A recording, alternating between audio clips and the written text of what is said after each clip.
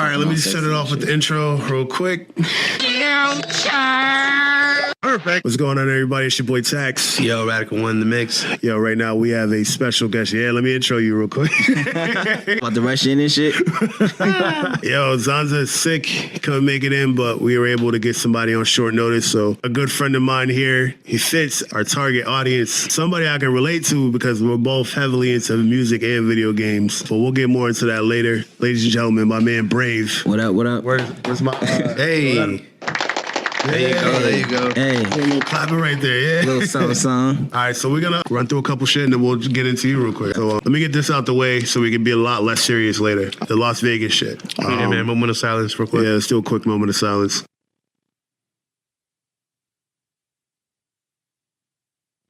That shit's crazy. Yeah, man.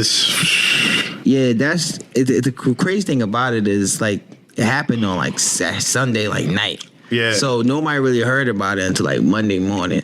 So I'm going into work, and in the elevator at work, they have this little like iPad on the wall. Yeah. So you can see like the news and shit, whatever's happening. And it said like, oh, Las Vegas shooting, 50-something people dead and like Crazy. 400-something people injured. I'm just like, damn. But the way it was worded, it sounded like it was past tense. It was like worst shooting in America history or something like that. I'm just like, is they talking about like the shooting that happened? I'm just like, okay. Bruh. So I go to my desk and just Google. I'm just like, wow, that's crazy. Yeah. And it's crazy. Keep it Trilly. I was on my usual Facebook, timeline. Yeah, the mic picks up when you choose. Oh, no, man. I'm sorry. I'm eating the apricot. I saw someone on the video, and it was just like, all right, when we just click random videos. Yeah. And I'm like, there's like this music festival, and you can hear. I'm like, people just running like mass hysteria. I'm like, what the fuck? So I start reading the comments, and I see the people start saying Las Vegas. So I'm like, let me Google Las Vegas. Yeah. Half an hour later, we were just researching and reading. I was like, what is going on? Yeah, that's crazy because my boy's about to move out there. My man Ray's is in like going to like the worst spots possible. So he's in Miami after they got hit like a hurricane or whatever. Now he's about to move to Vegas. Oh, wow. After that shit, I think that's crazy. Damn. But yo, it's so crazy because like the Mandalay Bay, all those people were there, man. Like they're just at a festival like that. Yeah. That shit's crazy. They're Man. just living life, having a good time, man. It's crazy. Yeah, that shit, it's disturbing. I couldn't even like watch the videos. Like I was watching one video like of before. There was like a couple seconds before it started happening. It was just the music playing, and all you heard was. And then like they didn't even notice at first, and then the guy that was performing, he noticed it. He like ran off stage. Yeah, and then I'm like, I can't see no more. Turn the lights on the stage. And yeah, I'm like, that shit's crazy. I didn't want to, because they said there's videos of people like dropping. I'm like, I don't want to see none of that. Yeah, I don't want to see none of that. That's crazy. Yeah, like I'll be honest, I didn't watch any videos. I was like, bro, trust me, I was traumatized for like 2 days. Yeah. Bro, when I saw that video, it was like in the middle of the night. It was like 2, 3 in the morning. I had nightmares. I ain't gonna front. Yeah. I woke up with nightmares, and I was feeling some type of way for like 2 days. yeah, that's crazy. Like I didn't want to see that kind of stuff, man. Like I just didn't want that like kind of energy towards me. Like it's bad enough that happened. Like if I wasn't there to see it, I think I'm good. I don't think I need to see it. Yeah, I mean, man, condolences to all the families, the victims, and everyone affected. Absolutely. Wow. Yeah, like I don't want to get too much into like the theories of what happened and stuff, because like that's when people like start undermining what really happened. Yeah. Like At the end of the day, innocent lives were lost in a very tragic way. It's sad. yeah, like It's sad. that's just kind of where I'm at with it. Like, okay, there might have been more than one person and all this other stuff, like the windows out and stuff. But I'm like, yeah, like I don't want to get into all that because at the end of the day, people died, people are hurt. You know what I mean? So like, honestly, I just want to know, like, at the end of the day, why? Like that real actual motive, and that's it. That's all this, just to propagate these stories and all this other shit. Like, fuck that. Just tell me why. That's it. Yeah, that's it. That's all I want to know. Why? Because the shit's senseless. It's disturbing. Man, for real. And I mean, you guys probably know, like, apparently, like, dude was planning for like other concerts or something. Like, apparently, I think there was one where Chance was performing. Yeah, a week before. It was man, you can go deep, but it's crazy. Yeah. Crazy people out there who, yeah, like rest in peace to those who lost their lives. Condolences to the families, the loved ones. Oh man, that shit's kind of scary, man. I ain't gonna lie. Yo, it's like. Because you go to those places and you just don't expect that kind of stuff to happen, Like, you know? Like, no bullshit. Like, I'm probably not the only one, but like, it low key doesn't even want to make me go to festivals anymore. Or like, some people are like, you know what I mean? Like I guess people will get over it eventually because, you know, I guess like people say life goes on, like, you know what I mean? Yeah. But like, I don't think, of course I'm biased, but I don't think people are gonna be like running to go to festivals anytime like in the next couple months. I don't think so. Maybe Yeah, wrong. no, there are a lot of people that are like deterred from that, like from what I've been hearing. It's like, you know, because you get that scare of like, holy shit, this could happen. You know what I mean? So It's crazy. I don't want to go, you know, too political on it, but like the statistics show that this happens more in America than any other country.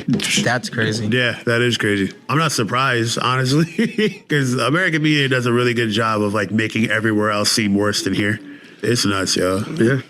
All right. Or some other things that are brighter and can make days happy. Yeah, I guess in terms of games we've been playing, I know I've been playing Cuphead. Man, How do you like it? Because I love it, but I love it, but it's frustrating. But I love it.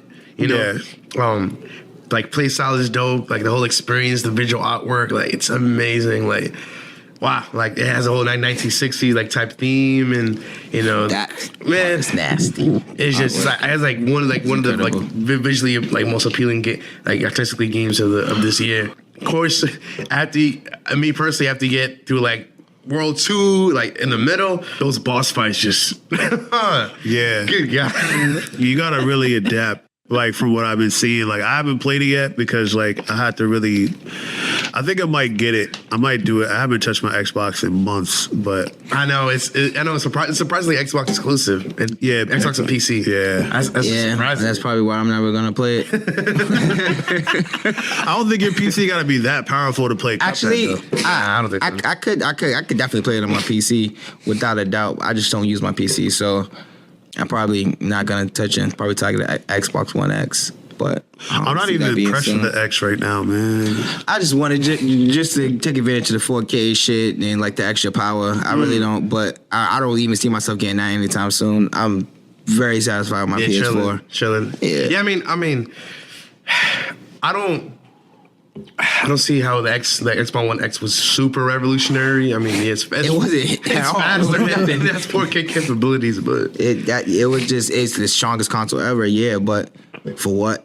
Like, Yeah, like, and then the fact that they're calling it the X, I'm like, really? We didn't think of anything else to call it? I know. they should have kept it Scorpio. Actually, Yeah, like Xbox One Scorpio would have been kind of hard.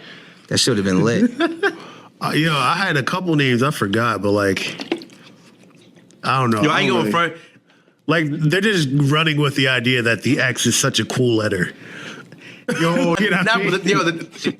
that's like every tech giant now. Like X, like iPhone X. Like it doesn't Samsung have an X2, I think, or does Google have Pixel X or something? No, it's just the Pixel and the Pixel 2. Apple's doing it for like the Roman numeral 10.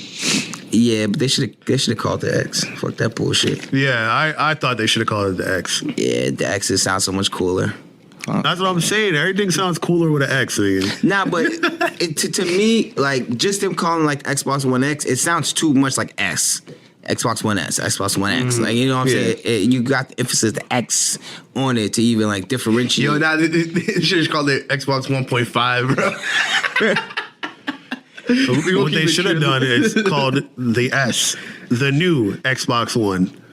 Like, and made sure they branded But it they as not have been the too new. close to some Nintendo shit with the new 3DS and well, nigga. you don't want to walk those lines with Nintendo. Get that ass real quick.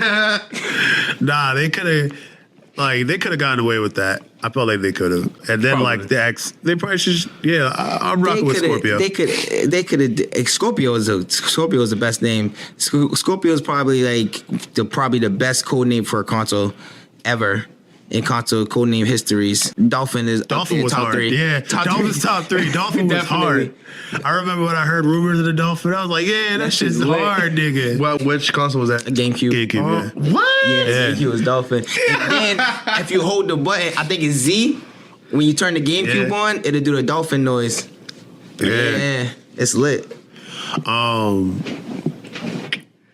Oh, really? I think. Oh, yeah. Nintendo 64 used to be the Ultra too. That shit was kind of hard back. Yo, talk about Easter eggs. Did you guys hear about how the Switch has like an Easter egg with like this golf game commemorating? Is golf? The founder? The NES golf. Damn, what was the guy? Is it Miyamoto? I'm not sure if it's Miyamoto. No, it's not Miyamoto. It's the former president. Yo, his name is eluding me right now. I feel so bad because every Nintendo fan that's listening right now is gonna kill me for I it. know that. Let me do a Google. I think it's like Iwata. Satoru Iwata. I need to get There my we go. hands on a Switch. Yo, you ain't the only one, bro. We're hoping somebody donates one to the to the cause, bro.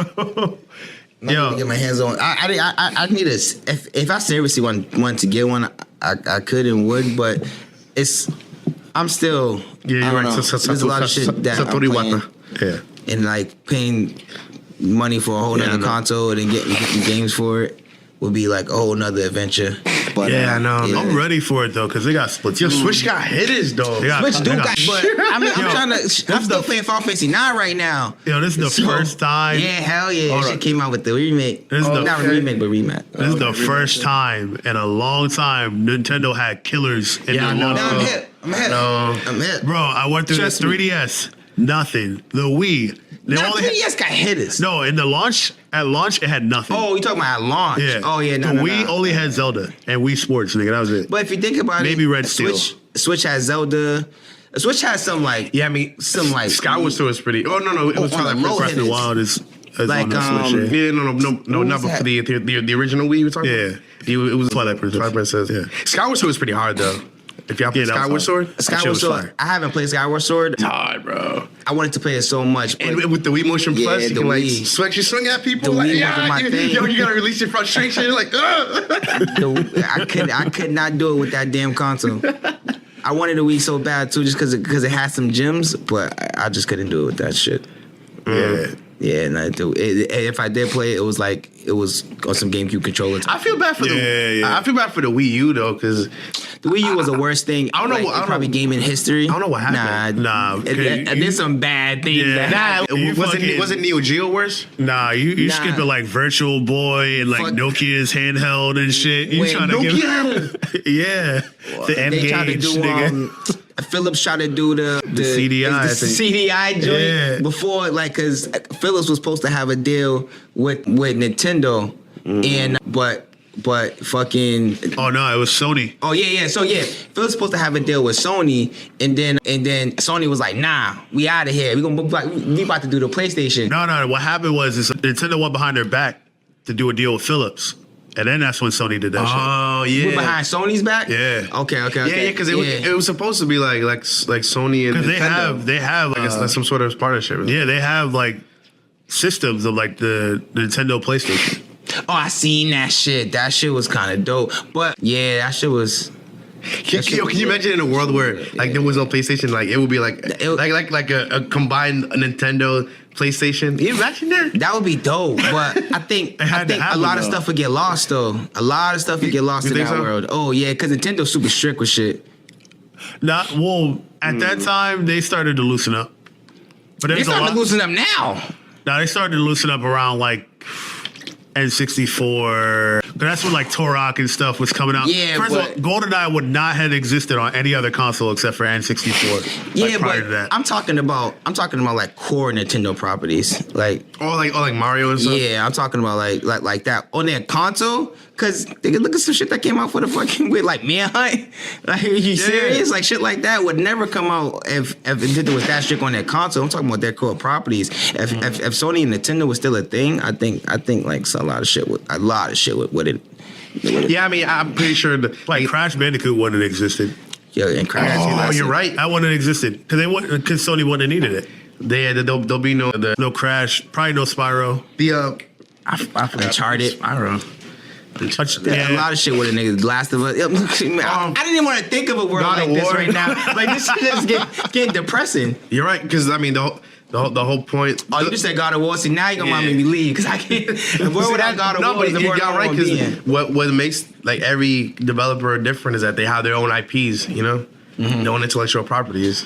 Like, I mean, you that is probably just would've- what's unique to them. You probably would have gotten like, a lot of them doing stuff, but the thing is like Sony had a need to establish a brand So you got stuff like, you know, But you Crash and Spyro, shit like that. I'm torn because like there'd be no Ratchet and Clank if Sony had that. Like, Sony and Nintendo were together. was Banjo-Kazooie like just for Nintendo? Nintendo, yeah. Oh, okay. Yeah, hell yeah. Oh, I thought it was like for. That was Rare. And Rare did Donkey Kong. Okay, yeah, then the algorithm is correcting. Yeah. Damn, Donkey Kong's lit. Yeah. Speaking of the SNES Classic, Oh man, that shit was missing a couple. In my opinion, it was missing a couple legit. Oh, you have it? No, I wish. I was trying to get one, but I was like, ain't trying to spend that money yet. But they about to ship more units though. I probably will get it then because I really want to have that nostalgia feeling with that controller in my hand. I know. That should be the best, but I wish it had Chrono Trigger. I wish it had Donkey Kong too. Well, I don't think you can top load it. Like, you know, put the cartridges in. No, you can't. That shit's So mad trash. small, bro. It's just probably like this. Yeah. Now the controller slot though is big enough, but yeah. The controller the is cartridge slot the is big original SNES controller, same size. Well, This controller's bigger than the console. Well, slimmer I hope, right? I want to get backlash for this, but it might get hacked. So. Oh no, it's the same board as it's pretty much the same board as So the you NES know, Mini. so yeah, because the NES People Mini hack was that hacked. shit. And like people was like downloading like thousands of titles for it. Oh, I hope so. Niggas was putting Sonic on that shit and everything. Yeah, that shit's about to get busted wide open. Nigga. Yeah, so you know you could probably play Chrono Trigger on it. Yeah, pretty easily. I need that. I needs that.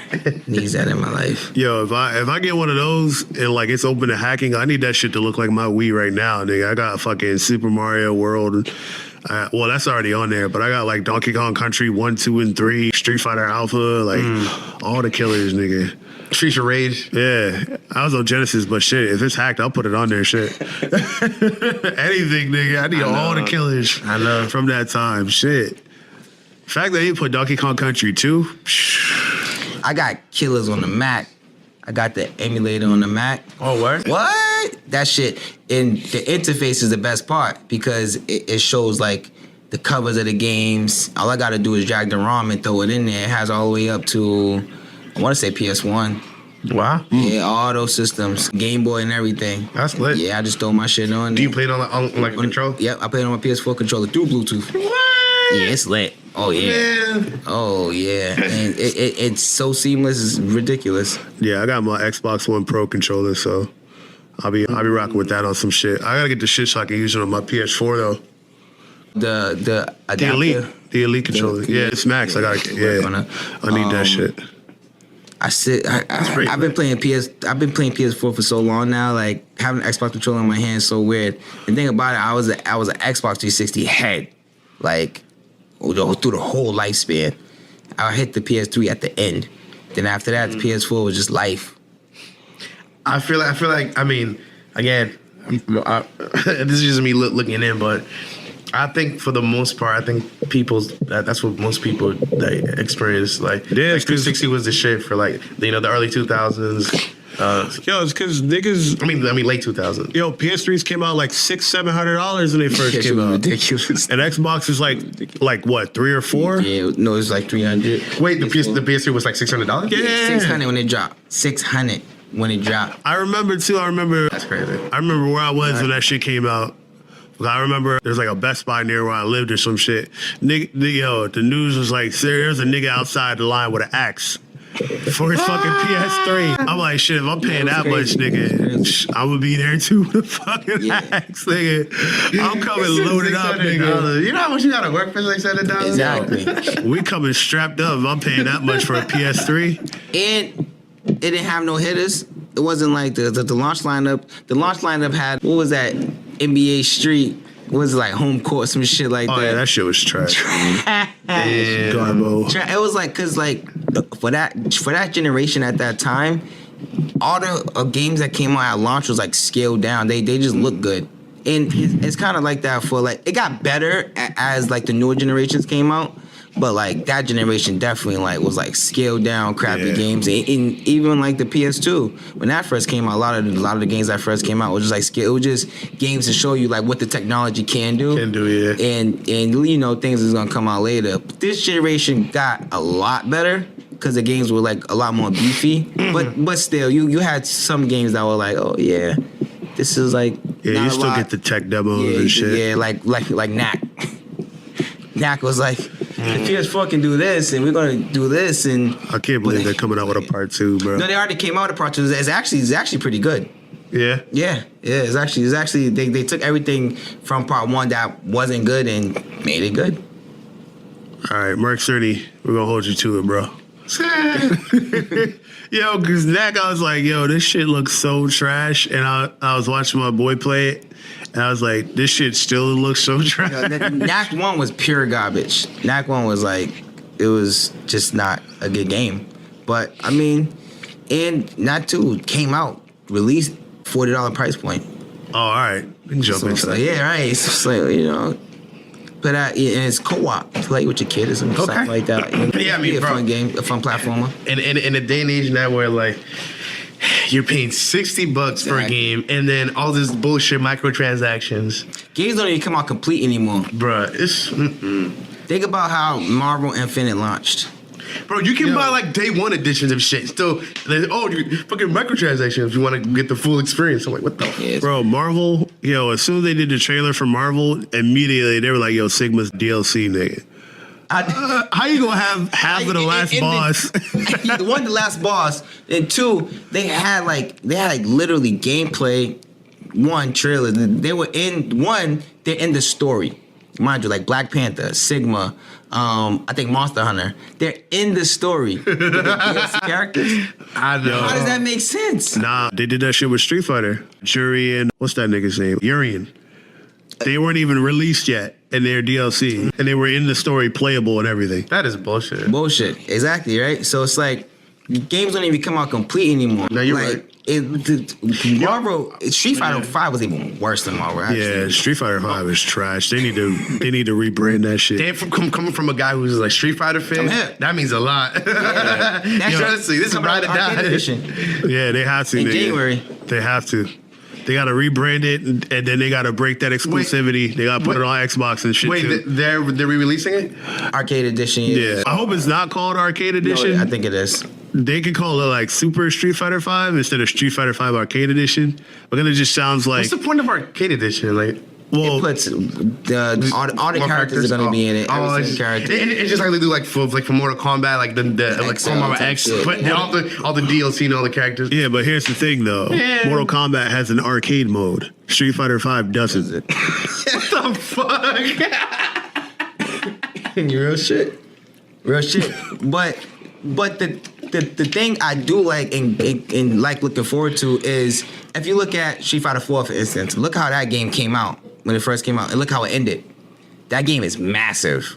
The game has the characters are incredible, the balance is incredible. So yeah, Street Fighter 5 when it dropped, it was really shaky, but even now it looks really good. Like the games look, it's pretty solid. The competitive scene is really solid. Yeah. It's just only gonna get better. Characters is gonna grow, and it's the same thing I feel like with Infinite. It's going to keep growing if they keep supporting. I hope so. I hope so. What Street Fighter needs to do, because their whole like fight money thing, like, is so fucked up because you can buy certain stages with fight money, but not like certain costumes you can get with fight money, but you can't. Like, if you're gonna have that currency, make it be able to buy everything. Yeah. Like, there's certain stages where like, oh, well, you can pay, like, you can only buy this with money. I'm like, so what the fuck is the point of this? Yo, that reminds me. I forget what games. I don't know if it's like Candy Crush or like Clash of Clans, Clash of Titans, or whatever. Shits. Yo, where it's like you can buy stuff with coins, but other stuff you need diamonds. Yeah. What the fuck? What does that mean? No, and the shit is, so like, one thing that really turned me off with Street Fighter is that you get the season pass. So I'm thinking season pass, Yeah, you get like everything, right? Turns out you Season get the one, character.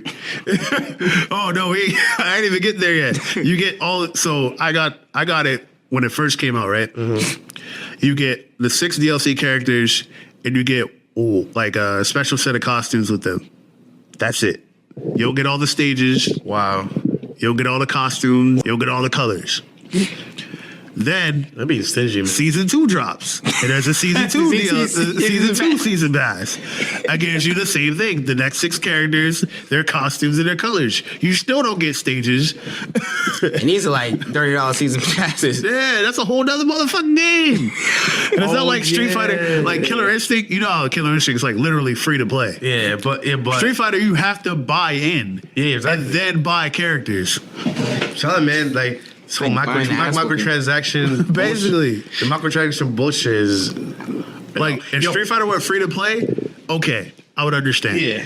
But it's not. It's like it's like 2K18 right now. Like people complaining hard. Like you can easily buy your like. Nah, because the thing but about 2K, that's different. That's it's like, a bit different because it drastically changed from like year to year. Like 2K, like 17, it wasn't all about like my virtual currency. It was, but like everything in 2K, if you get a haircut, you got to pay for it. You get a tattoo, you got to pay for it. Everything is based around your stats and your height. Yeah, exactly. Everything is based around it. In 2K17, you didn't have to pay for it to get a haircut. You have to pay all this money to get tattoos, and they're pretty expensive. So it's like everything's based around it. So you say for 18 you can actually like earn it? No, for 18 you have to pay for everything. Oh, it's worse now. Yeah, it's way worse. They're like, they want that money. Yeah, it's worse. It's worse. Get that bread. It's crazy. and the thing with 2K, like, so there's a difference between like paying to win and like pay to like have a decent experience. Like Street Fighter 5 is literally like pay to have the game the way it should be. 2K is like you have the full game and you can pay to make your character better. Like you pay to win. Yeah. Like you literally have to pay to fucking enjoy the game with Street Fighter 5. Or else you'll have the same 8 characters and there's like what, 24? It's like developer needs to like, I don't know. There's like 20 characters. It's like the fine line between like, you know, like yeah, I guess when the age of the DLC, the microtransaction, like I guess this is never gonna go away. But like making like the balance of how easy it is for you to just pay your way through the entire game versus like because let me tell you, like there's some people who really want to grind out 2K and like games. That's true.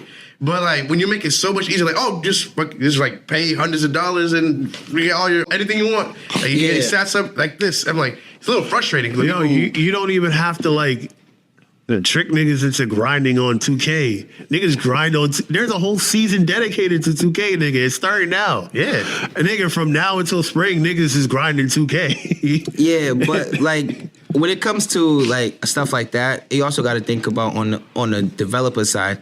Because the cost of making games has gone up a lot, but we don't pay more for those games. The games have been $60 for a while, and they talked about changing it, but they don't want to fuck us over. So they have to find a way. Like all these special editions, that's just only so we can pay more for a game. That DLC, that don't cost them shit. So they just have to, because it costs a lot to make those games. Like the money to make those games, you wouldn't even think about how much it costs, but it costs a lot to make those games. And they have to figure out how they're going to make it so that they can still make these games, but they can still get something out of it at the end of the day. Yeah. So like, and I get it, the microtransactions suck, but at the same time, like people's going to pay for them. Yeah. You know what I'm saying? If they go away, you will hear outcry. You will hear people like, we want those back. So you know, there's always two sides to it. I just want to like a better balance, but hey, I mean, like you said, like people just trying to like developers trying to get their bread too. I mean, I don't know. Yeah, I mean, I feel like everybody should get paid for what they work for. You know what I'm saying? So like, I get it. We the fans, we want to play these games, but at the same time, they do want to make good games, but they also want to like get something for what they're doing at the same time. No, I'm not mad at it, but in the case of Street Fighter, like. Nah, that's just bullshit. Like, you hear about Forza shit too? They're switching it back though. Yeah. That's the good thing. They said they're switching it back? Yeah, they're switching it back. Oh, okay, because they were like, because I got like You're talking about the VIP thing, right? Yeah, because I got that when back in my time playing Forza and shit. And double XP every race and stuff like that, I was like, that's worth it. But when they were like, oh, you only get 5 of these things, I was like, y'all niggas is fucking up. Yeah, and then you have to buy it. Niggas about to be on Gran Turismo real quick. Yeah, it was like, oh, nope, we're working on that right now. Yeah, they heard all that. They switched it up real quick. They need to do that shit with Street Fighter, nigga. These niggas was fucking up. I know. It's crazy. Yo, I didn't even buy like the season pass, like season 2 season pass. Like First of all, like, nah. I'm so glad I got rid of that game when I did. I bought it when it first came out, and I'm like, nah, this game was just nope. Now they coming out with the arcade edition. If I really wanted, I could get it for, and it's only gonna be $40. Yeah, I'm gonna go half of my boy on that. 40? Me and my boy. Yep. Me and my boy. I'm glad because it's crazy when you think about it. Like the way shit is now, like because they're coming out with a complete edition of Horizon Zero Dawn. That comes with that new DLC that's coming out, and that's gonna be like $50. Dude, the game didn't come out even less than a year. Yeah, it hasn't been a year yet. And you're telling me I paid $60 for that game, and the DLC right now is like $15, and I think regular price is like $20. So I pay $60, and then if I want the DLC, I gotta pay another either $15 or $20. But somebody that didn't buy the game when it first came out to support, they get it for even less for $50. You should do something for the people that bought it at $60. You know what I'm saying? Like, what's up? For real. But but they need their money, but I don't know. My man, I Accept Visa says the problem with 2K is that there's no competition. 2K virtual currency is a ripoff. Hell yeah. If you look at a game like Live or FIFA, in order to progress a 90 overall, you don't pay. You can only play to get that far up. 2K needs Ultimate Team. No bullshit. If 2K got Ultimate Team, it'd be the greatest. Because that is one thing EA got. The Ultimate Team. It's fucking, that concept is crazy. Yo, EA's trying to get them the fuck out of here, B. Hold on, let me get this prop note somewhere. Yeah, the chat's right here. And it's the front face of the camera. Say what up to the people. What up, people? Let's see. It says 2K has Ultimate Team. It's my team. Oh yeah, so I guess they kind of do, but it's different. I don't think it's the same though. Like I don't like because Ultimate, my team is like your created character is like in a group playing with people, right? Yeah, I think so. Ultimate teams are different. Team is like you have like cards of like real players and stuff like that, and you can like pick and have like LeBron, James Harden, and some shit like that, and Westbrook, and you can play with those people on your team online. That concept is lit. Oh no, he's saying it's in. No, he said Pro-Am is the creative character in the team. So I guess my team is that. It's just I guess they ain't market that shit well enough. I don't know. I'm trying to angle this so niggas can see you because we do this shit all the time, so it ain't even about us. Hold on. This is crazy. This is the first one. Nah, because it won't stand well. It's all rounded and shit. Fuck this. Hold on. Hold on, my nigga. Hold on. Let me don't. You want me to get a plate over here? I could put my phone in front of We got you. Yeah, we're going to spotlight you because it ain't anything about us. I think we good? Hey. Yeah, you should. Right. Chat's right there, too. That shit slid out. That shit slid out real. I'm going to just check my case off. Let me see what my battery's at real quick. 58? All right, we good. No, don't worry about it. I don't need the case right now. Yeah, I have water. There we go. Standing better now. Shout out to Native Instruments, by the way, for the... Yo, Native Instruments, holla at us. That's the plug. Hell in poverty right now, B. You get a sponsorship. Appreciate you, brother. Yeah, we're mad poverty right now because we have cameras. It's just we don't have anybody to run the camera. So I'm just doing it off my phone right now. We're just seeing how this works. Fuck it, grind time. Yeah. There we go. So my man Brave. Oh, hold on. I got them to peep the shirt. Hey, let's get it. Hey. You feel me? And it's out. Ain't. Yo, I did it on my phone. What's the title saying? I thought I changed it. Oh, no. We just... Yeah, it says Future Perfect Live with Brave. We ain't talking about anything in particular. We just shooting the shit. Shit, niggas will get hip later. Fuck it. But Yeah, man. we did want to talk about the music we was like listening to. Yeah. Yeah, so there's a lot of new releases. What are you bumping right now? Party. Yeah, of course. And Party is always gonna be. Yo, I gotta get a cup too. Damn, that water looking good right now. Hold on, I'll be right back. Yep. Yeah, I get it. Yeah, so I've been listening to Party, Janae. I'm a real R&B guy, so I'll probably go to that first. And I bumped the Day Boogie with a Hoodie. Hey. That was alright. Yo, I was on my Instagram. They were saying Boogie.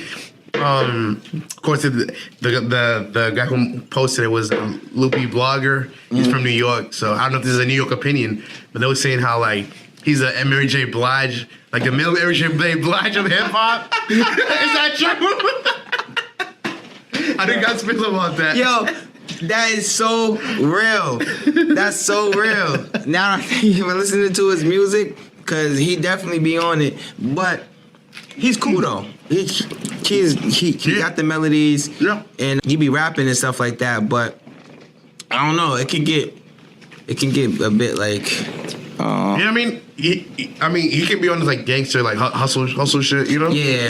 It's not always like, you know. I don't think, yo. I'd rather listen to Dave East if I'm gangster shit. Texas Theory was, you want to say? He's the Dangelo. Oh He's the my male God. Dangelo. That nigga he took her lane and ran with it, bro. It'll make her happy. Yo, she about to find this whole motherfucking family, nigga. That shit's crazy. Yo, even academics said that shit. Nah, actually, I'm like, Which I was like, yo, that's crazy. I'm like, where guy. did I hear that? Academics was saying that shit. Academics is going in. Yeah, no, I was saying that before I even knew he said that shit. But it's real. That was nigga, going in. yo, he literally is like the fucking Dangelo. I can see that though. I can definitely see that. But yeah, actually, yeah. Yo, you can't deny it. Yo, you can't deny it. It's crazy. Yo, that's not a knock to him, though. I like A Boogie. A Boogie's nice. It's not a knock. Yeah, Yeah? I wouldn't not use bad. the word nice. He's alright. Run on the beat because it's not nice. I mean, like, I know when people say nice, we think of like lyrically. So I'm like, he's talented. He's very talented. That's what I'm saying. Like, he's talented. He's super talented. I mean, yo, I love his melodies. He be killing it. I don't mean to like barge in, but I might cause a huge tirade. Do lyrics even matter in this generation? To me, they do. They always matter to me. Let's go. It's all about the person though, cause like when it comes down to it, music is all opinionated, right? So you know, one person collect lyrics and the next person not. The lyrics will always matter. It doesn't matter like what time period it is. I don't care what's hot. It's always gonna be about lyrics. So, but when you talk about the masses, nah. Yeah. When it comes down to it, nah. Lyrics are making a comeback, man. They are though. I feel like they are. They are. I feel like they are. And even some of the songs that are hot, that are popping, like I feel like those. There's some lyricism in there. Some of them might not be the best, but deep down inside, some of those songs have concepts, and some creativity goes into that. And there is some lyricism about that. All right, so put the words together perfectly. So I'm gonna give you an example, right? And I'm sure you heard this song. I forgot his name, but the young kid right now who has that song on the Billboard, the race. Oh, Take Care? Exactly. Do you think there's lyricism in there? Take Care. Nah, I never heard of it. And like- the race. He was like, and the bitch, I he was was this like- case. He was like, fuck a beat, man, I'm trying to beat a case. But I ain't beat that case, so I did the race. You hear that song? Nah, I'm surprised. I'll be honest, I'm not really a big fan of the song, but Yeah, But people fuck with him because like it's real. Like like what he's talking about is real in there. But Is it the dude that's like on the run? well, he was. Yeah, he locked apparently, up. yeah. Oh, I've heard about him. I never heard the song. I just don't. yeah. I don't. No, that's what I'm Oh, trying to. you good to make noise. It ain't gonna pick it up. Yeah, Yeah, that's what we're getting at. Like, it's all good. Is that lyricism? yeah, exactly. No. So, But it's popping. But apparently, the masses is popping. Yeah, but that's the thing. Yeah. what I'm saying is that So there you said are history? some It's songs history. that is not lyricism. I mean, that is lyricism that you might not think. Like at the when you first hear it, you might not think like, oh, he's so dope with the lyrics and stuff like that. So it's like maybe just based on the fact that people can relate to it.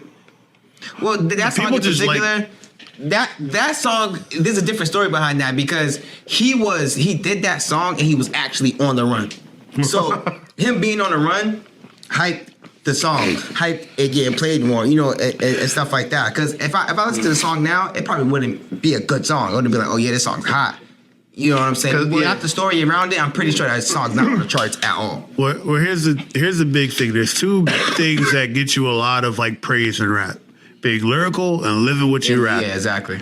That he wasn't lyrical, but he lived what he rapped about in that song. So people like, yo, blah blah blah. You know what I mean? He lives what he raps about. Like being a gangster, like being believable is what sells people on you. Like Ross for the longest, and then even when they found out he was a CEO and he recovered from that shit, niggas still believe that. Like niggas forgot he was a CEO.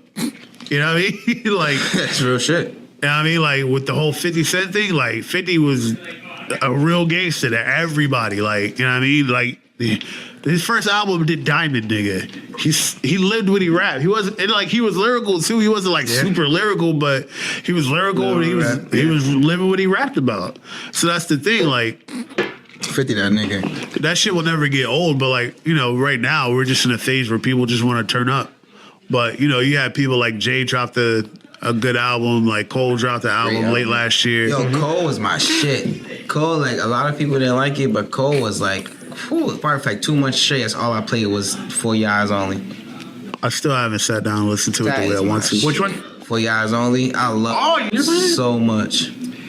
It's my favorite Cole album. Like hands down, it's my favorite Cole album. Oh yeah, what? That's a definitely unpopular opinion, but it's definitely my favorite Cole album. Wow. Oh yeah, that song, that album means so much to me. That was incredible. I mean, I may be wrong, but I think it was like his most personal. Oh, absolutely. Personal album. I would say Forest Hill Drive is more personal. More personal? Oh yeah. Because it was more vulnerable. His most vulnerable, like he was, because like if you his whole story is like, you know, he's getting like his daughter and like his situation. Yeah. He's trying to be like the role model and like this ideal person for her, and like he's like running like the whole album. He's running through like all these scenarios, and you know what I mean. So the story behind that album was that he wrote it. It was his boy, and his boy told him, like, tell my story to my daughter if I pass away. And that was J. Cole's way of telling that story. Hold on, so, I just told you. So it's not like J. Cole's story per se. And that's why I want to say his most personal album. Because it's not about J. Cole personally. But Forest Hill Drive was literally him growing up. Okay. So that was definitely more personal. I don't know. For some reason, it just felt more emotional to me. Oh, definitely. Without a doubt. I agree with that point. Because the subjects were very, very emotional. He's talking about, you know, folding clothes, taking care of his girl that's pregnant, you know, and stuff like that. He's talking about the violence that's going on in these streets. He's talking about somebody that he knew that just got popped, and then it's like, damn, what happened? And he's talking about, you know, his homies living immortally through, you know, the T-shirts and stuff like that. And then the neighbors think I'm selling dope. Like, he's talking about, you know, stuff that means something. It's just, you know, he does it well on that CD. And that's a good point. And that's why it seems so vulnerable, because he's talking about these deep points, but he's talking about it from a different perspective. Okay. So it's definitely very vulnerable, but it's not his personal story per se. So. Yeah. Okay. Yeah. I mean, now you say that, I definitely understand what you say. Yeah.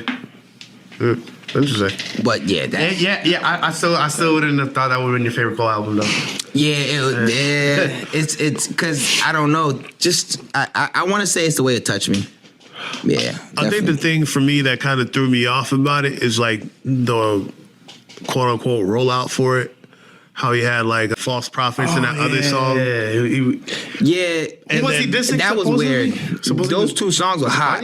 No, one verse was Wale. One was Wale. It was Wale, but he wasn't dissing him. That was, to me, was not a diss at all. And I'm an avid Wale fan, and I will back Wale in the drop of a dime, even over Cole. But he wasn't dissing Wale at all. In my opinion, he wasn't dissing Wale at all. He was just telling him, he's like, dude. And I actually agree with Cole because, like I said, I follow Wale a lot. And what Cole was saying was true. I don't even know Wale personally. Cole knows him personally. And I could see what Cole was saying about Wale was true. And it wasn't a diss. It was just more so like, you know, like a Kanye, Jay-Z, Big Brother type thing. Like, you know what I'm saying? This was, I think, about you that you're doing that, you know, maybe you should think about. Yeah. It wasn't like a diss, so but yeah, he didn't diss him. It was a hot song too. And the same thing about Kanye. Like when he was talking about Kanye, it wasn't a diss. He was just saying like, yo, big homie, like this is how I feel about it. Yeah. Nah, but The other one. Everybody dies. That's a different story. Everybody actually died. See, and I thought the album was gonna be like that, and then when you hear that, like it threw a lot of people off. Yes, I agree. I definitely agree. Like you have to be a core Cole fan to really appreciate it, like the first listen. Or to like enjoy it the first listen. Because once you hear those and you go to that, you're like, what the fuck? I wouldn't say, because I enjoyed it the first listen. It definitely got better as I listened to it more. But no, I agree. The rollout for me, I agree. It fucked up what I thought the album was going to be. Yeah. But when I listened to the album as entirety and what it was, I didn't give a fuck about the rollout. It didn't matter. Like it was, to me, that thing's a masterpiece. Like it's an amazing project, and nothing else mattered to me after I heard the album. But I do agree, the rollout was very confusing. Even like the special that he did on it was like, it really didn't have no like music from the album and stuff like that. It was really weird. I should watch it. Yeah, it was more so about like putting it together and stuff like that. Yeah, nah, Cole banking on too much on, I don't know. Maybe not. Maybe he just didn't care. Like, I don't think he cared how it rolled out. Yeah, I think it was just for me. And to me, that's some of the best stuff. Like, that's where some of the best stuff comes out. Like, just being about the music and not about, like, I want this to sell this or I want to do this. Like, there's not one... I feel like there's not a song on there that's like, this is a single. Like, I'm going to put this out, make this a single. Like, this is going to be a banger. And he's, to me, it doesn't seem like he went into it like, oh, yeah, I'm going to make this hit and that hit. Which is like, let me just make music. For Forest Hills, there was no single. I think he just dropped it, right? Was it the same thing? He dropped it, was it like in December? We like, was that 2014? There was a couple singles on there. Oh, they were? Did this before. The Wet Dreams joint. No, but like, I don't think he was promoting it. Was he? He was promoting the album? I think it just dropped. Like people knew he was gonna drop it, but then he just dropped it. I don't think he like released a single. I think just radio took to certain songs. Yeah. It was that he released singles. He definitely released singles. Like apparently was a single. Wet Dreams. What's the single? Oh, I think Wet Dreams. For some reason, I thought he just. I might be confusing it for Your Eyes. No, because For Your Eyes, it were singles, right? No, it might have just like dropped, but like after it dropped, he definitely put some songs he claimed out. that they were singles. This is a single. I'm gonna put this. Yeah, that's what I mean. Like there wasn't like a legit a promotional I don't exactly rollout remember. Before. Like there wasn't like formal like promoting the album. He just dropped it and then it took it from there, type of thing. You know what I mean? Yeah, I'm not exactly sure, but First of July was a moment though. That was great work. It was. Yeah, platinum with no features. Hey. I'm so mad at that hashtag too. Because everybody be doing that shit now, nigga. Everybody be trying to drop that hashtag for some shit, for different shit. My nigga Bryson followed it up. Platinum with no features. Bryson went platinum? Yeah. Trap Soul? It's Trap Soul, yeah. I didn't know it went platinum. Woo. That's what's up. It deserved to go platinum. It should. I think it should. It did. Not this new shit though. True to Self. Yo, I don't know what happened to True to Self. Yo, True to Self was good. It went like this and then sophomore slump. It was True to Self was too long. The songs was like I thought I was listening to like the same song for like I had to look at my phone like 17 did the song times? change yet? Like it was crazy because it's like you have like emotional, and then like a banger, then like emotional, then like a banger, then like emotional. It's like you go up and down, but then like the emotional songs, they all sound the same. It's like, dude, like he keeps the same melodies, the same cadences, like he does this to the same techniques. It's like, dude. Yeah, I know. Yo, you know what's crazy though? Like, because I was thinking this like a couple weeks after that came out, because I'll be bumping like mad shit on Apple Music, so like OVO Sound Radio, and like you got me on Selection, and like I'll be on Fool's Gold Radio sometimes. There's a lot of niggas that are doing Bryson Tiller better than Bryson Tiller. Like, no lie. It's crazy. Absolutely no lie. Like that, because before Trap Soul, you couldn't tell anybody any different. Do you want to know why? After like True to Self, yo, Chinks in the Armor. Do you want to know why? Why? Because the reason is because Bryson Tiller took that sound and made it hot. Yeah. But to me personally, and this is not like not to hate on Bryson Tiller or nothing like that, I don't I don't feel like talent wise, it's like as high as you would have thought it was coming from like Trap Soul. Trap Soul, you would have thought Bryson Tiller was like one of the greatest guys, the greatest songwriters, the one of the best person to put together music ever. You know what I'm saying? But he made that sound hot. Then you got all these kids who are really talented. Now they're coming up with this sound, and then and they're taking it and doing it really well. Where Bryson Tiller, maybe that talent wasn't what we thought it was, and I think True to Self kind of proves that. Like, you think they're gonna look at him like a Little B? Bryson Tiller? Yeah. I really don't listen to Lil B. So Nah, not like Lil B. Oh no, kind of like Lil B's influence. He inspired like a generation of R&B artists. So I don't know, cause Hold on. So you're an R&B fan. Who have been, in your opinion, the influencers of the R&B sound today? Today? Yeah, and probably to come. So kind of both. If you want to go from like today and to come, so Party, Okay, Bryson, Drake, Kanye, Cudi. Okay. There's probably Dream. Yeah, Dream definitely. Dream's a sleeper.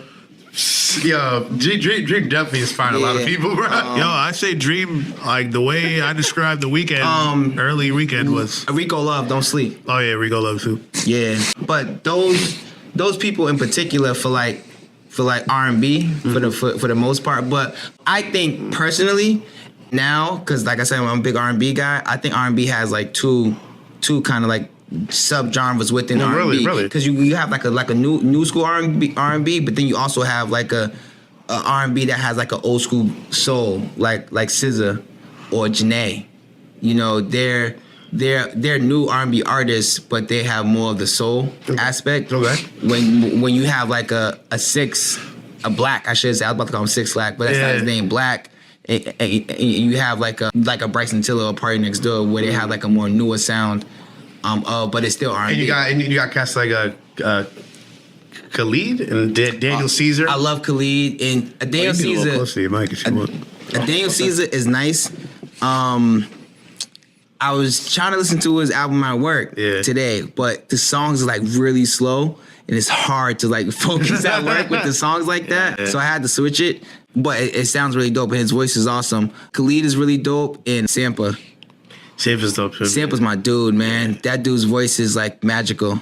Yeah. Sampa is incredible. I could listen to him all day. He's pretty good. I love her, and of course, SZA's like top right now for me. And what do you think about Brent Faiyaz? He's the guy who sang on Crew, with Gold Link. That's my shit. I don't listen to him, but besides that song, man. He's nice like that. Yeah, he's nice. Yeah, I'm gonna have to fuck with him. That's my shit. He I think right now he's doing like you know how it is to be doing like performing on like a project name or whatever, like a code name project. Yeah. But check him out on Apple Music, whatever. What's his name? Brent Faiyaz. Yeah. I just look at this song because that's Crew's my shit. Yeah, no, he's great. He's great. He's from the DMV too. Like Goldlink murdered that flow, by the way. Yeah, he did. I just gotta put that out there. Oh yeah.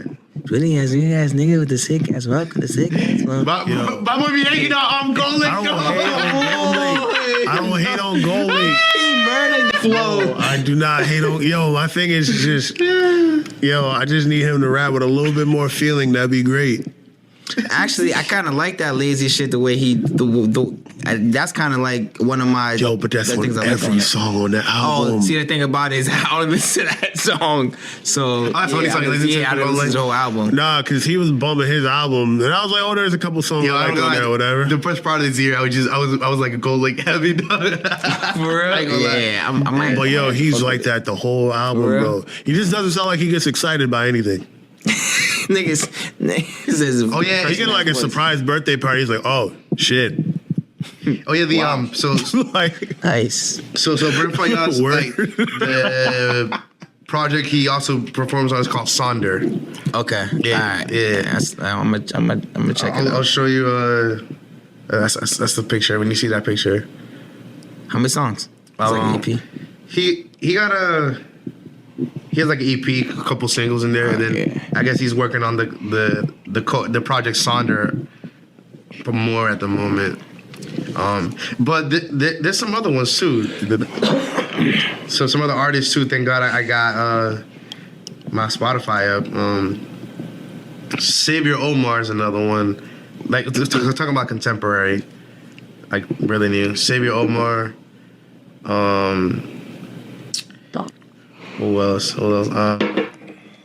Hey, we're gonna have to get paid for this plug. Raven Lanette. Oh, Right, mad plugs, right? Yeah, we're gonna have to get paid for these plugs. Yeah, I know, right? Right? I need that bag. Just plugging all these people. But yeah, y'all can just do your Googles and find out more about. Oh, Shade Crew is not bad too, even though I'm with it. He's from here. He's from Boston. Cool. Shade Crew. I don't know who that is. Yo, see, Yo, I'm sorry, that's a Boston effect, yo. I'm sorry. who the fuck just texted me? Hold on a sec, sorry. I was mad weirded. I thought that was my phone. I'm like, what the fuck? That's all good.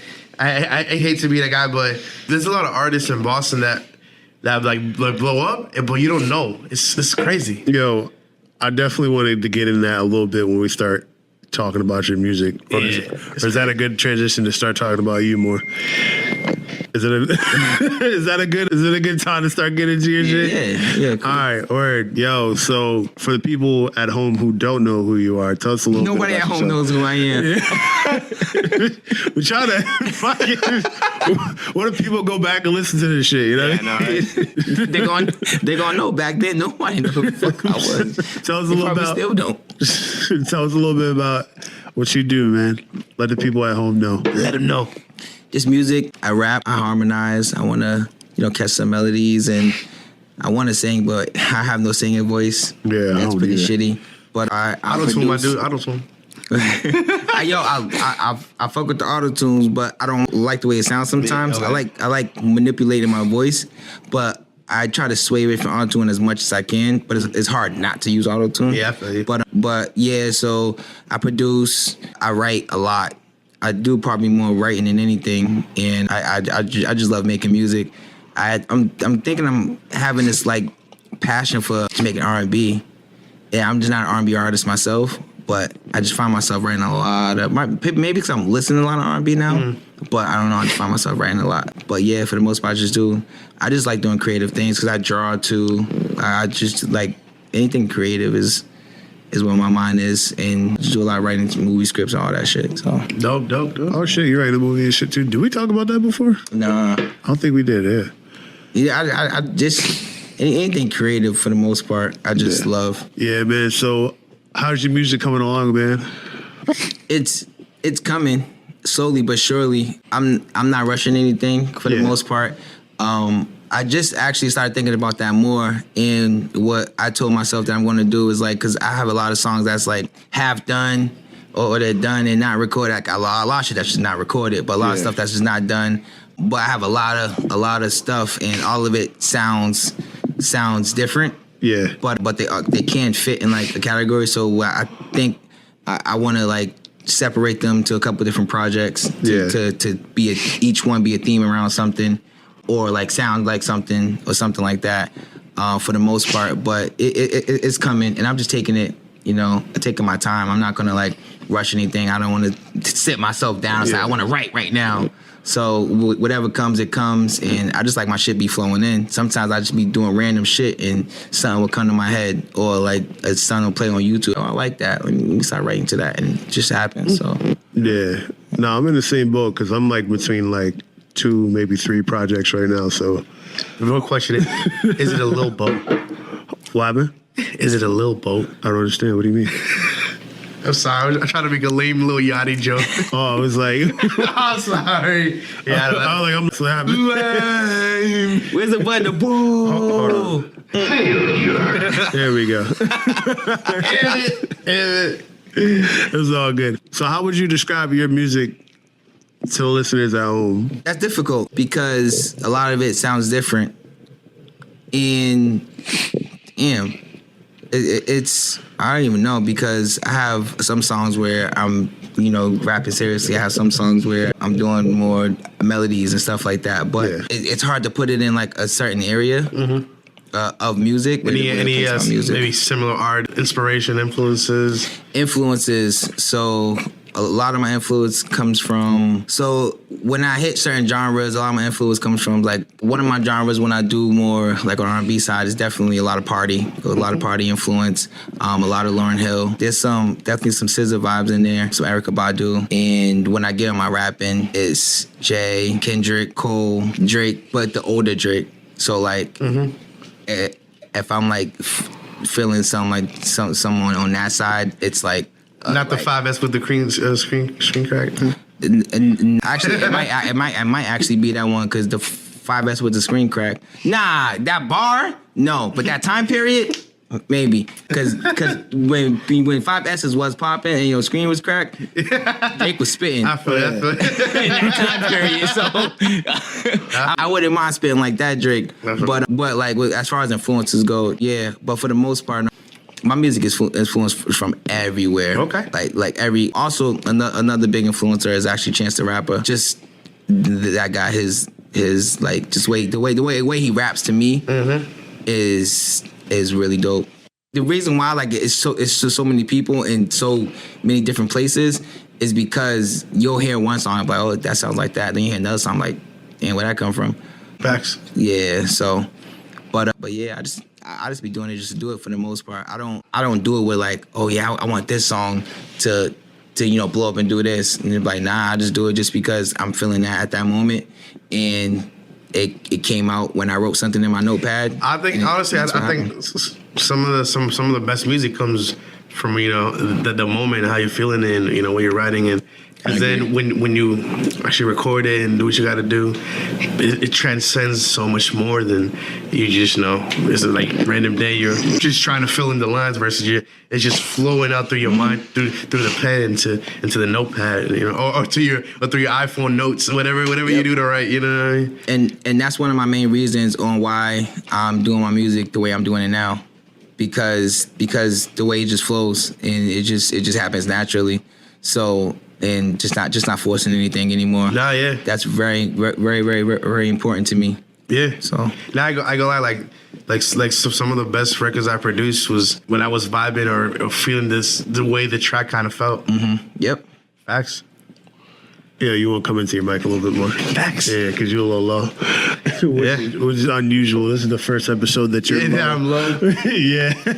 No. Nah, I agree with you there, because like even with me, like, I don't normally sit down and write anymore. What I do, I call it nonlinear writing, where I just write anything that comes to mind. And by the end of it, I'll have like 3, maybe 4 verses. Then I just kind of piece stuff together where I want it to go.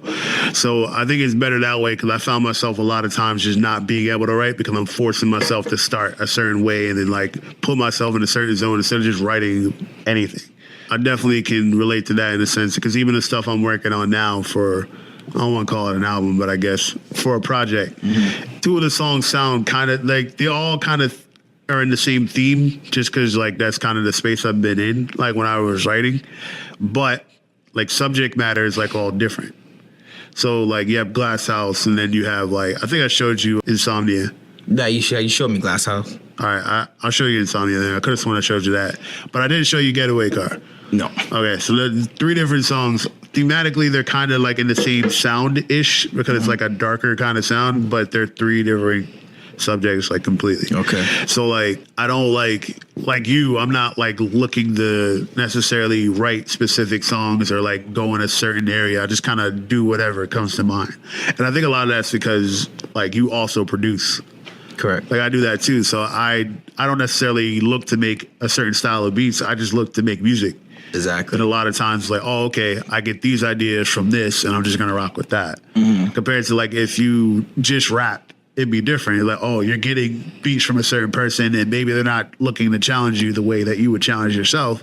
So then you're writing about the same things because you're getting the same type of beats. I think that's pretty cool. Yeah, like to me, like obviously, like I want to say there's a fine line between Germany. Hey, Turn up from Germany. Turn up. Yeah, Visa, we got 4 of those mugs. They lit in Germany. Now we got more than those. I think we got like 6 or 7. Yeah, we got a lot of these mugs. Yeah. I do not know what that say. Yeah, I don't know. We don't read German, bro. I'm sorry. But turn up, bro. Guten Tag. Hey. Auf Wiedersehen. Guten nigga. Tag. I forget all that shit. but I still think like there's a fine line between like I think when like you're not even trying and like you know Yeah, German. Now go ahead. yeah. So like I think I can't be wrong because you know sometimes I think like probably when you're just not really not trying for a very long period and you didn't even try to get in the zone versus like you know like I said like when you're feeling it obviously take advantage of those moments but sometimes we just really just don't even try to like even get motivated. I don't know if you know what I'm saying. I know exactly what you're saying because there's a lot of times where I'm in that feeling for like a long period of time, and I hate it a lot. And it's crazy that you bring up moments because I feel like when I come up to some of my best stuff, I be in those moments. But one, I never like write it down, and two, it's like I'm never like in front of like a mic or something like that. Yeah. Like and I have one of those moments and I'm like, damn. But it would never come back to me. Like I could do like I could play a beat, do a whole song. It'll be crazy fire, but it would never ever come back to me. Yo, I can only imagine the pains of being like a recording artist because like let's say if you don't have immediate access to imagine you're like a Drake or Kendrick, right? You got the fire. Yo, you literally have to rush to the studio because I know what you're talking about. That's like take an Uber, like rush it. Like you gotta get that because I know that energy, that emotion is like right there. It's the so worst. when you wait too long, it's like it's not the same. Yeah. Sometimes it's not the same. Like you can try to fabricate it, but sometimes it's I don't know. Sometimes for me though, like I usually get my shit done in like 1 or 2 takes, but sometimes it just takes like certain songs that I know I've done more recent. I'll do before because I usually record in bulk. So I'll do like the ones I've written recently first. Cause I already had that energy. Yeah, exactly. And that energy keeps me going to the ones I haven't written in a while. And I'm like, all right, I'm still feeling it. Yeah. We're gonna rock through all of it. You know what I mean? So it's tricky. You gotta play around with it sometimes. Yeah, true. Obviously, know thyself. I think that's the biggest one. Yeah, like I know how. Like I know that. Like for example, I know I work better under pressure. So a lot of times, like I'll do nonlinear writing, and when it's like, all right, well, I got a couple of days to a studio session. Like I'm just gonna like start filling in stuff now, and like a lot of it, like I go through and I'm like, all right, we're gonna do this, do that, and a lot of shit too. Like if I don't get certain stuff done, I'll just freestyle like parts that I'm leaving out and shit like that. So I know how I work, but. You know, like how's your process? For, Your creative process, or do you even have one, or like some people just kind of just go with the flow. Like sometimes. for me, like whenever I get writer's block, I go on Twitch and I watch Metal Gear marathons. Yo, Yeah, that's mad specific. Yo, for real, this plug I'm gonna give away for free. Outer Heaven on Twitch. They're a Metal Gear channel and they do mad Metal Gear marathons. Whenever I get writer's block, I sit back and I watch that shit, and that helps me out. Yeah. My creative process is more. It happens randomly, so literally, I'm on a train on my way to work. It's something that happened at that moment, and I write it down. Sometimes I'll play beats like on YouTube, like back to back to back, and wanting the beat to catch me, and the ideas start running in my head. Sometimes I'm just sitting in my room smoking. And the ideas start coming. So it happens at different places and it happens randomly. Yeah. So I take those moments and try to make the best out of them because I used to try to make myself like listen to this and then start writing to this and I want to do this type of song and I'm gonna do that and I'm gonna do that. And I found that's not how I work best. Two, that's not when anything comes out the best. So I just wherever it happens, like anywhere it happens, I find when I'm around more creatives that it's outrageous, like the outpour of creative energy that happens within me. Like when I'm in the studio or when I'm around other people that do music, when we're in like a circle doing stuff like that, it's ridiculous. Yeah. I'm not in those situations too much, so that doesn't happen much. But for the most part, it happens all the time. Like when I'm just anywhere. Nah, I can relate to the train because I've been putting out some fire on the train. Oh, the train is the shit. Yo, sometimes I'll be leaving early for studio sessions to shit on the train and just put out some fire, nigga. Yeah, bro, you be surprised like mundane tasks that you do every day, like sometimes really spark you. Yep. And work is another one for me because I work in IT, so I be sitting at a desk all day, and I'm most of the time listening to music. So shit, that time comes, I'm like, don't nobody say nothing to me. I'm hitting it right now. You know, just be in my phone writing shit. So Nah, I think like when niggas get on, I might still just be like, yo, I need to ride the train for like a little bit so I can write some shit, nigga. He's going back and forth real quick. Yeah. Shut this whole train down. Yeah, I'm like, shut this car down, B. He's gonna be like, he's gonna be like the guy, I forgot his name, Keanu Reeves, who takes the train every day. Oh, Keanu Reeves, yeah. Keanu Reeves, yeah. Yeah, I'm gonna be he on the takes public train. transit, he don't care. Yeah, he be chilling. He don't, Yeah, Keanu Reeves is the real one. he don't care. Yeah, I think I might still do that, yo. Just shut this shit down. Like, yo, let me get a whole train. Yo, right? you're gonna be like, tax spotted on the red line, night 20. Right. Oh, yeah. Rare spotting. Some of the best moments for me, as far as like writing wise, where I can like, some of like the best stuff I wrote was like driving, like late night drives. Those are the joints right there. Yo, I'm gonna lie, sometimes those late night drives really mean something, man. Oh, yes. The first verse to Glass House I wrote on the commuter rail. Let's go. And like, I gotta sit on the commuter rail more. Them seats were comfortable, man. I was probably feeling, cause I remember I came down from DC and I was writing, and like, I don't know, I was just mad at him to be back in Boston for a little bit. And the first thing I did is sat on the commuter rail because I was going to my grandmother's crib, and I was like, writing that shit, nigga. I was like, this shit is hard, nigga. So it's good that you bring that up because one of my songs on my SoundCloud is called Her Eyes, featuring this girl I used to go to school with named Isamar Perez. I'm sorry about that, Isamar. But so with that song, it was one of those, like, when I first heard the beat to that, it was one of the most beautiful beats I ever heard in my entire life. And I was listening to it like, damn, this is incredible. And I'm hearing it like, I'm not just gonna like do whatever to it. This has to be very important. And it was one of those drives on a late night. I just had the beat on repeat, just driving, and the words just came out, and it was just kept flowing to me. And that's the most important song I ever done in my entire life. So those late night drives really mean something, and it definitely gets that creative process flowing, and it just makes like thinking a lot easier, especially when I want to think about like deeper thoughts within myself or even within the universe. I don't know, the late night drives just help. Maybe because not too much energy and bad auras are around. So I get to utilize all the good energy and the free energy that's around. Yeah. To better help my creative process. My grandmother's crib, I used to sit out on the balcony at night and just write mad shit too. Yeah, that's lit. That sounds lit. Yeah, it's bad nice. Because even when it gets a little chilly, I just throw on like a hoodie and just going away at it. Like that used to be the spot for a minute. I got a balcony at my spot now. I got to start using for that shit too, man. Yeah, let me ask you: do you still like write, like actually like write on like pen and paper? Not on pen and paper. You write on your phone, right? It's half phone, half I just memorize. Okay, yeah. Memorize. I can't remember the last time. I really got the urge to buy a notepad though recently. Really? Yeah, I've been thinking about it. I wrote, but I don't know. Actually, I don't know. I feel like different things come out when I write compared to when I type it on the phone. Do you guys use the text to voice at all?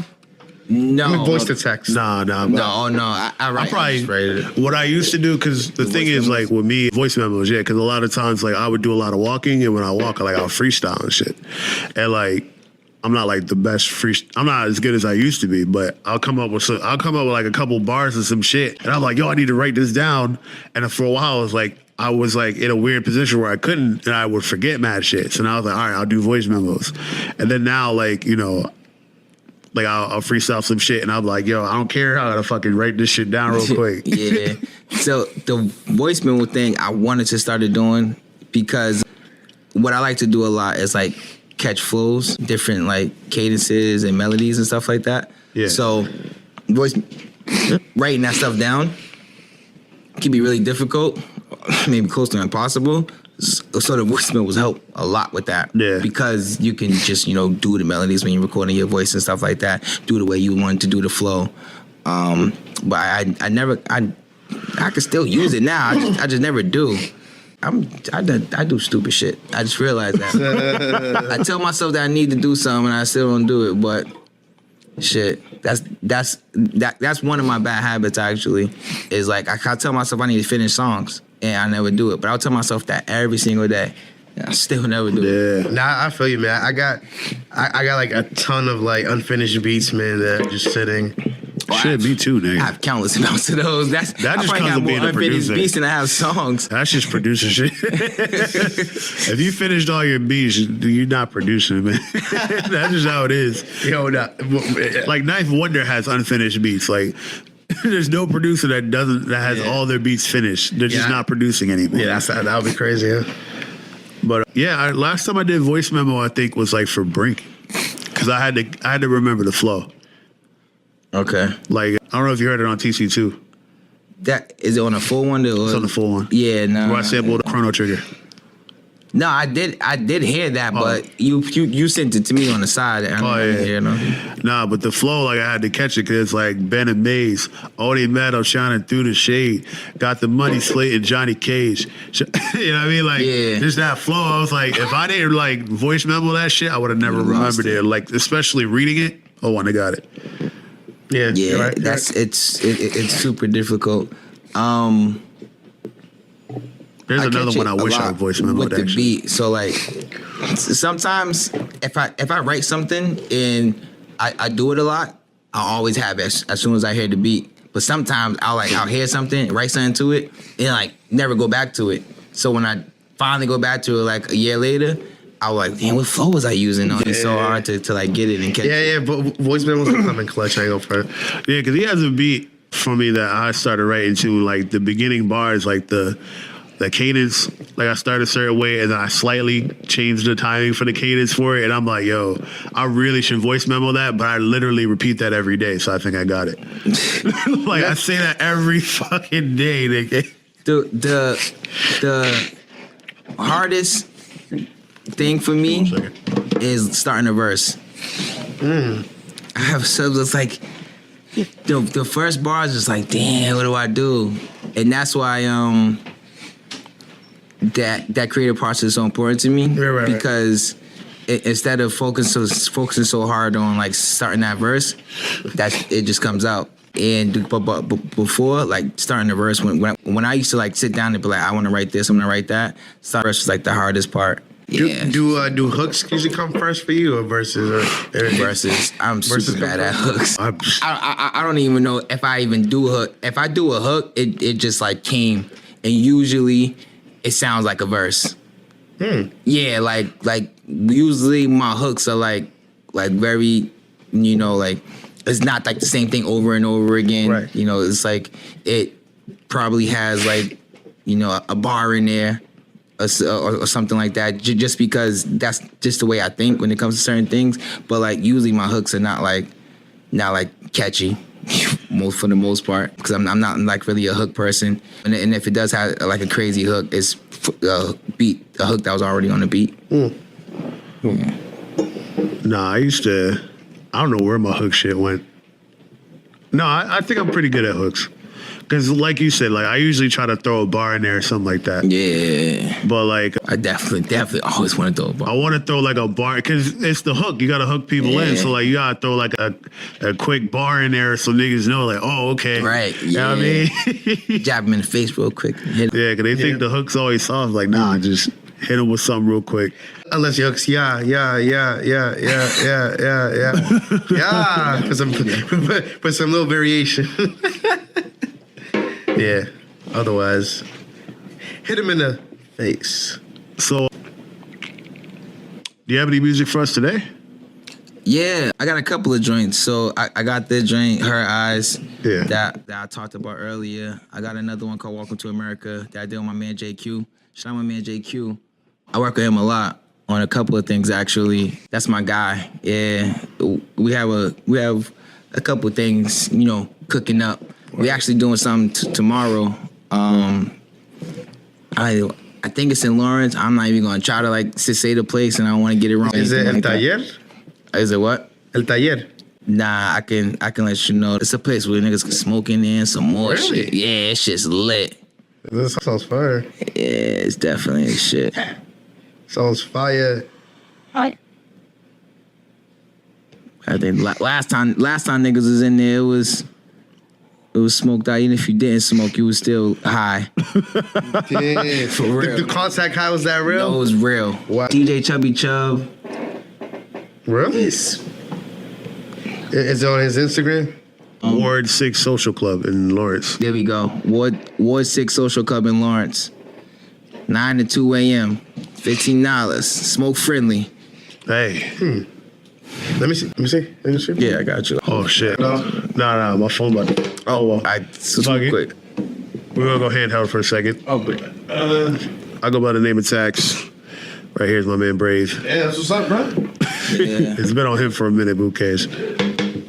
Yeah, so people that are going to listen to this later are going to be confused as shit. But, Well, that's the benefit of being live. I know. For the people who are live. That's real.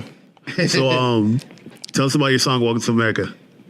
So, Welcome to America was interesting. So, I first came up with the idea and like just started writing it 2.5 years ago. A lot of the police violence was happening. Yeah. The Black Lives Matter stuff. A lot of that was going on. Yeah. But also at the same time, in my community where I live, where I grew up, where I walk the streets every day, was a lot of black on black violence. Yeah. In my community, the people I know killing each other and stuff like that. So, where I grow up, I'm seeing one thing, but when I watch the news, I'm seeing another thing. Both of these things are very disturbing. So, Welcome to America came where, and I'm kind of talking about that. I'm talking about both sides. You know what I'm saying? Yeah. The hooks like Welcome to America, with poverty fee, where God don't save the brave. Your mind has been enslaved, systematized since your first to last day, where the bombs go boom and the guns go bang. My man wrote that chorus after he heard my verse. My verse was, oh shit, look what we got in this black on black violence. Now they want to play in the cop scene to kill all my partners. My verse starts off like really aggressive. You know what I'm saying? And then I go into talking about like how social media is running everybody and everybody want to record and you got people they'll see something on TV like the cop killing a black kid and of course you should be outraged by that, but they'll go and protest against that, but their neighbor kills another neighbor, but they won't protest for that. Yeah. You know what I'm saying? So these are the things that's like that really fucks with me. These are things I talk about in the song, and to me, it's like this is America. This is the America I know. So Welcome to America. But yeah, and then my man's JQ, he came in and murdered the whole joint. So I appreciate him for that, for blessing me. Word. I played it for him, and he was just like, "Yo, bro, I need that." Like, how you do it? He did his thing. So yeah. Word. We're going to plug, you wanted to plug both of those in at the end? Yeah, cuz, no problem. Yeah, and I also have another one, my most recent joint with another girl I went to school with named Maya. She's dope. She has a lot of joint on her SoundCloud, Maya Lanette, and me and her have a song together. It's R&B. Oh, is that the one you sent me? Yeah, the one Okay. I sent you. Yeah. Some slow. Mm-hmm. A verse that actually I'm pretty proud of for like the creativity behind it. So Word, we'll plug all three of them at the end of the All right, episode and shit. So you're also a gamer too. We took mad time on the music, I ain't gonna lie. So I'm gonna ask you a tough question. shit. I don't even like asking this question, but top 5 video games. Damn. Oh, that's good. I like that question. It makes me think. Chrono Cross. Okay. So Chrono Cross is number one. Number one. Number one. Chrono Cross is number one for probably the highest emotional value because it was my first RPG. and RPGs are my top number one gaming genre of anything. I will go to RPGs before anything else. And Chrono Cross was my first one, and I fell in love with it. Is that from the PS1? Is that from the makers of Chrono Trigger? Or is Yes, it is actually. Okay. Yeah. It's so they're in the same universe. It's not like a direct sequel, but they're in the same universe. So that's my first one, and then the rest of these probably just fall in line. It's not like any particular order, but Final Fantasy 9 is up there. Final Fantasy 9 is my favorite Final Fantasy. So it's, I gotta check it out. See, I knew I fucked with you for a reason, man. Yeah, Final Fantasy 9 that shit. I never played Final Fantasy 9. Yeah. 9 is the shit. Yeah, 9 is definitely. Then what's some other? That is a tough question because now my mind. Oh, Disgaea. Disgaea is definitely in my top 5 without a doubt. As you can see, all my shit's like super dorky, like because I'm a very very highly RPG head. And 2 more. Tales of Vesperia. Vesperia. Yeah. Is it your top 5? Vesperia is my favorite Tales, and yes, it's in my top 5. Yo, Vesperia is hard. I don't know though, because when Graces came, Graces had a better battle system, but as a whole game, Tales of Vesperia is better than Graces by a long shot. Story-wise, yeah. Story-wise, Yuri! Yeah. Yo. Nah, Yuri's a savage. But Yuri's that guy. Asbel's a savage, B. You're not going to take away from my man telling me Asbel. Asbel's fucking with Yuri? I don't know, Asbel's B. not fucking with Yuri, bro. As a character, no. I'm about to say, especially not as a character, because Asbel's like a little bitch. As a character, no. Nah, but that nigga Sophie's fucking with Yuri. As a character. As a character, yeah. As a character. Nah, but my man Asbel had determination, though. Nigga. Nah, he did, but yo, he was still every battle, bitch. he's like, we will survive.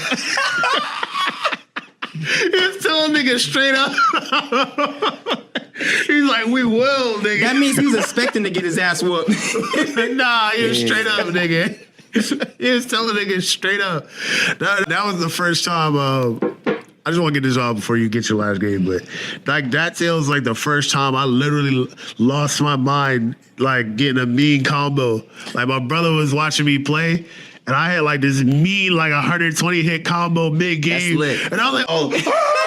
It's worth it. It's worth Yo, it. that shit was bad. No bullshit, because that game had the best battle system in any Tales game, in my opinion. Absolutely. Yeah, oh, man, Gracie's was amazing, but one, you know, nostalgia always plays a part when it comes to like, you know, me placing my list. And I just as a whole game, because the story in Vesperia was crazy. Vesperia sold me on Tales. Like, and Symphonia sold me on Tales, but nah, I liked Symphonia, but like I was still kind of like, oh, this is cool, but like Vesperia did it for me. I'm not gonna lie. And then Graces pushed me over, and then from there I got everyone after that. So Zillia was hard. Zillia 2 was great. Zillia 2 is fucking. The stereo was trash. It was. The stereo. I don't even want to talk about that game. Nah, but Vesperia was amazing. That game is incredible. Actually, you know, we talked about this when the game first came out. Yeah, we talked about it. I'm talking to you like you ain't played this shit. No, it was the stereo we talked about. We both murdered that shit. Berseria, though, that shit's hard. Yeah, that's what I'm talking about. Oh, Berseria, yeah. That shit, amazing. That's how I finally beat it? Oh, you finally did? Yeah, I finally. I started. This was a while ago, though. I started my Chaos mode file, but I lost all my data, bro. Oh. Yeah, some shit happens on my PS4. Damn. Yeah. I never finished my Chaos mode file, though, because it got too easy, because I went through the grade shop and everything. I did mad shit in the grade shop. It was just way too easy. I love the grade shop. I love the new game plus. Yeah, but the Chaos mode is not even anything now. It's just way too easy. It does get... It does... But how far are you, though? That's the thing about it. Probably like halfway through already. Yeah, you got because the boss fights in that game get pretty difficult, and like the secret dungeons and shit.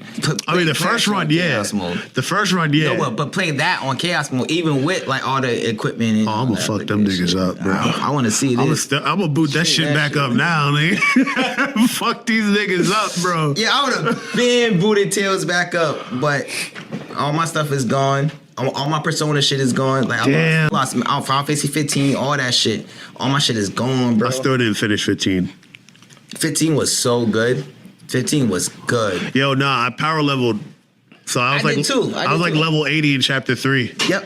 And I was like, And I had all the other royal arms except for the ones you get in the story. So I was like, I pretty much beat the game. Like the same exact way you played the game, I played the same exact way. Yeah, I literally forgot what was happening in the story. Yeah. I was doing so much random shit. Yeah, I power leveled. I was like, shit, I pretty much beat the game. There's so many side quests, man. That game was way too much. Like before you get to because there's a certain part in the game where where it's like you're like cut off from like the rest of the world. But before you get to that part, you can literally do basically almost everything, like all the hunts and all that shit. There's a couple of things you can't do, like a lot of secret dungeons you can't do and stuff like that. But literally every single thing you could do before you get to that point, I did every single thing. Like there's points where I'm in my car because you gotta wait real time.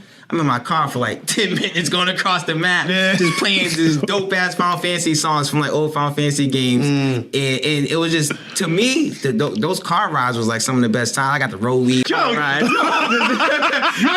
You actually went on the car, man. I fast travel. No, but the thing about it, when you first go to a destination, you have to. You have to drive there. Like at least you have to drive there. At least once.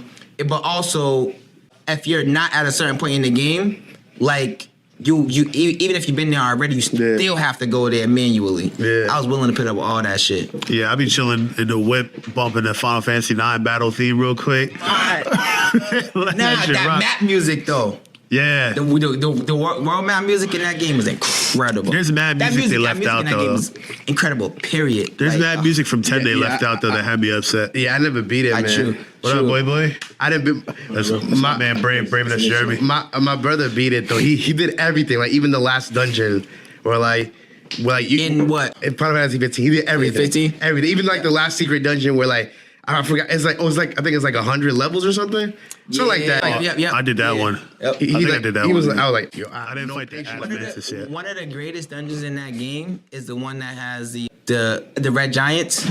Yeah. Where there has like it's timed. Well, it's not timed, but like I like going in that game with the food buff. Yeah. But it's so fucking long. By the time you get to the boss, your food buff is like almost gone. It depends on how quickly you go through it. Damn. Oh man, and that game without food buff sometimes is hard as fuck. Yeah.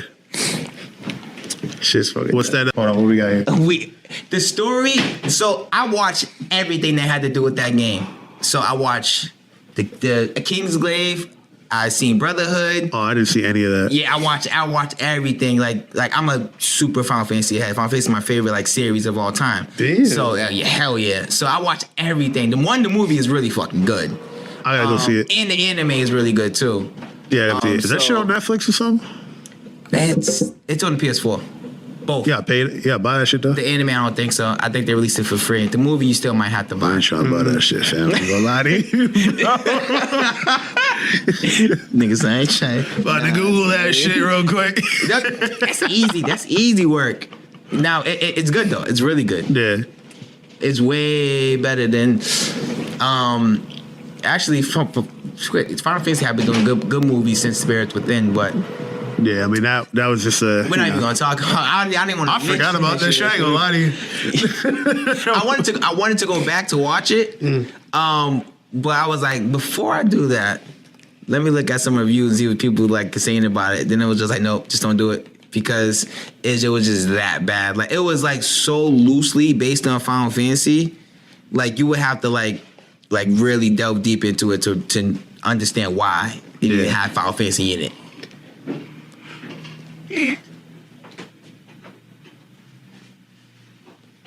Hold on. Yes or no? What? Oh yes, it's Final Fantasy 7 overhyped. Yes. Damn. Oh my god, I talk about this all the time with people. All the time, I talk about this. So, Final Fantasy. So, it's overhyped as the best Final Fantasy. That's what it's overhyped as because it's not. Period. Yeah, Final Fantasy 7 is. 7 is not the best Final Fantasy. I don't care. Period. It's not a better game than a lot of the games in this series. It is though. a revolutionary game. Yeah. It broke JRPGs for a bigger audience. Like 7 was the first 3D RPG. It killed that time period. It did its thing. Everything around the game was really good. They support the game really well. And of course, after the game came out, they did a lot of things for like the movies and stuff like that. So as far as what it is as an entity, no, it's not overhyped. But as being the best Final Fantasy, by a fucking long shot. It's the most popular, so it's the first thing people go to. It's a lot of the people's first RPGs. Like, you know how I said Chrono Cross my first RPG? Like, to a lot of people, that's what Final Fantasy 7 is. It was my first Final Fantasy. Like, you know what I'm saying? So, but I look deeper than that. I'm like, oh, this is a nice game. What comes next? 8. And then what comes next? Oh, 9. Oh, this right here. That's perfection. Like, see, for me, like, my brother, like, forced 7 on me, so I didn't really get into it until later. 8, I thought was hot trash. And then 9 came out, and I was like, this shit is fire. And then 10 came out, and I was like, that shit's fire, too. They was on a hot streak right there. They was like, let me bang these out. Like, 9 to me was like a love letter to, like, people that love, like, the way they did it back when. Yeah. Because they took a lot of those systems and put it in 9, and I feel like 9 is also very resemblant of Chrono Cross. Okay, yeah. So I can see that. And that's another reason why I was like, yeah, I really love this game. But so my 5th game, I should have been thinking about it the whole time. But my 5th game, I'm proud. This might be a cop out, but it actually might not. But like Call of Duty, like as a series. And the reason why I'm gonna say that is because just like what it did for me, what it meant for me, and like how much I actually played the fucking game. Like how much hours I put into that game, like it's ridiculous. And at one point it was nothing but Call of Duty. Like even no RPGs, no Final Fantasy, nothing. It was just Call of Duty. Word. So I gotta throw that. If I was gonna do a shooter, cause I had a period like that too with Halo 2, where like when I had an Xbox, like when I first moved to Boston, I ain't know nobody. All I had was my Xbox and Halo 2, and that's all I did, my nigga. That and Def Jam Fight for New York. That that game 2's the shit. The content. What? Oh, come on. Okay, so yeah, our man. Yo, hold on, man. That's still Visa? Exit Visa? Yo, you gotta come up here on the show one day, but yeah, 9 is fire, bro. I don't know what you're talking about, bro. You get headlights. Oh, you're talking about the contest in the castle. You're talking about the one in Lidum where you're fighting with Freya, and you gotta like get the points for like beating certain enemies and shit.